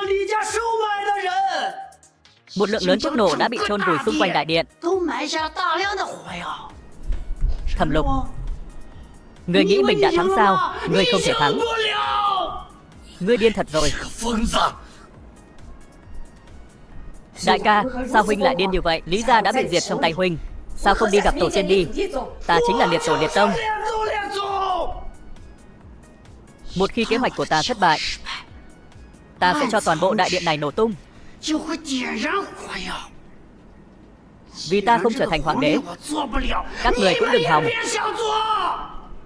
Cùng lắm thì chúng ta chết cùng nhau.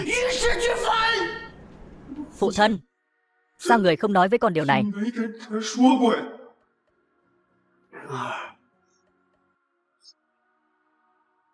Sợ sao? Ta đã nói với con, người chiến thắng sẽ có tất cả, thua làm giặc. Lý gia ta không thể trở thành thổ phỉ. Vậy thì chết cùng nhau. Con trai, giết tất cả bọn chúng. Tuyệt vời, thực sự tuyệt vời. Lý Hoài, ngươi không để ý. Đã từ rất lâu. Không ai châm ngòi sao? Thẩm Lục nói, tại sao? Vì người mà ngươi đã hối lộ vốn là nhóm vệ binh ta huấn luyện. Điều này là không thể. Ngươi thực sự nghĩ bệ hạ và ta thiết lập thiên la địa vọng cho ngươi, lại dùng người ngoài sao? À, để nói cho người sự thật, dưới cung điện này chẳng có thuốc nổ nào cả. Cuộc sống của chúng ta rất quý giá. Ngươi muốn giết ta sao? Ngươi không xứng. Thẩm Lục, ngươi thật độc ác. Vì lợi ích của Lý gia ngươi, vì đã phục vụ Đại Chu nhiều năm, hôm nay ta sẽ không thiên đao vạn trảm ngươi. Cái này ta có đây, một lọ thuốc độc. Ta nghe nói nó rất độc. Đúng rồi, hôm nay ta sẽ dùng với ngươi. Đây là lọ thuốc ta đưa cho cô mẫu mà. Sao lại nằm trong tay ngươi?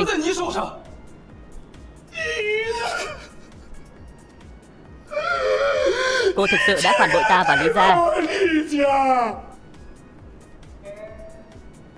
Đại ca, là huynh phản bội Lý gia, không phải ta.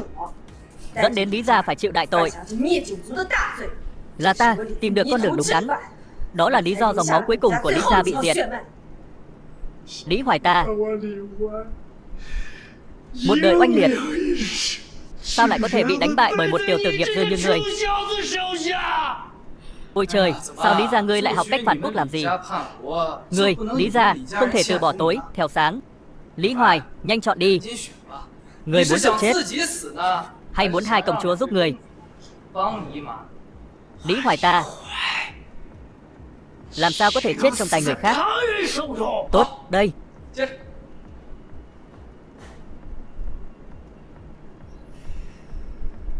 Quý vị đang xem trên kênh YouTube Kịch Ngắn Review. Chúc quý vị có những phút giây thư giãn. Nếu thấy hay, hãy ủng hộ kênh bằng cách nhấn like và đăng ký kênh để cập nhật các Phụ thân, thật đáng tiếc, chỉ có một lọ thuốc độc thôi. Cô mẫu, xin giúp con. Cô mẫu, giúp đỡ những kẻ bạo chúa, tham sống và sợ chết. Ngươi mới là người đáng bị giết. Đúng đúng, Hoàng tỷ nói đúng. Ngươi là kẻ đáng nguyền rủa nhất. Trần tướng quân, kéo hắn ra, thiên đao vạn trảm. Vâng, bệ hạ tha mạng. Bệ hạ tha mạng. Bệ hạ tha mạng. Bệ hạ, xin tha mạng bệ hạ. Bệ hạ, những kẻ phản bội đã bị loại bỏ. Bây giờ chắc không còn ai dám chống lại bệ hạ. Vậy sao? Tất nhiên. Phu quân thì sao? Có vẻ ta cũng không dám chống lại.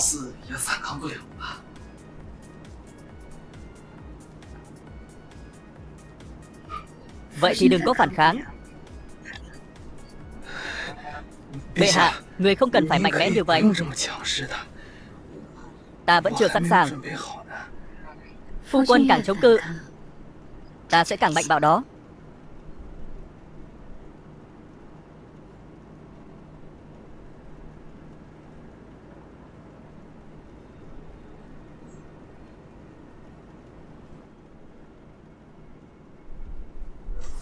Phu quân vẫn có thể nằm trên giường,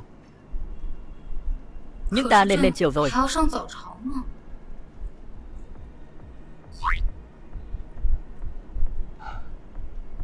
Không ngờ mấy tỷ muội nhà này ai cũng mạnh bạo hết.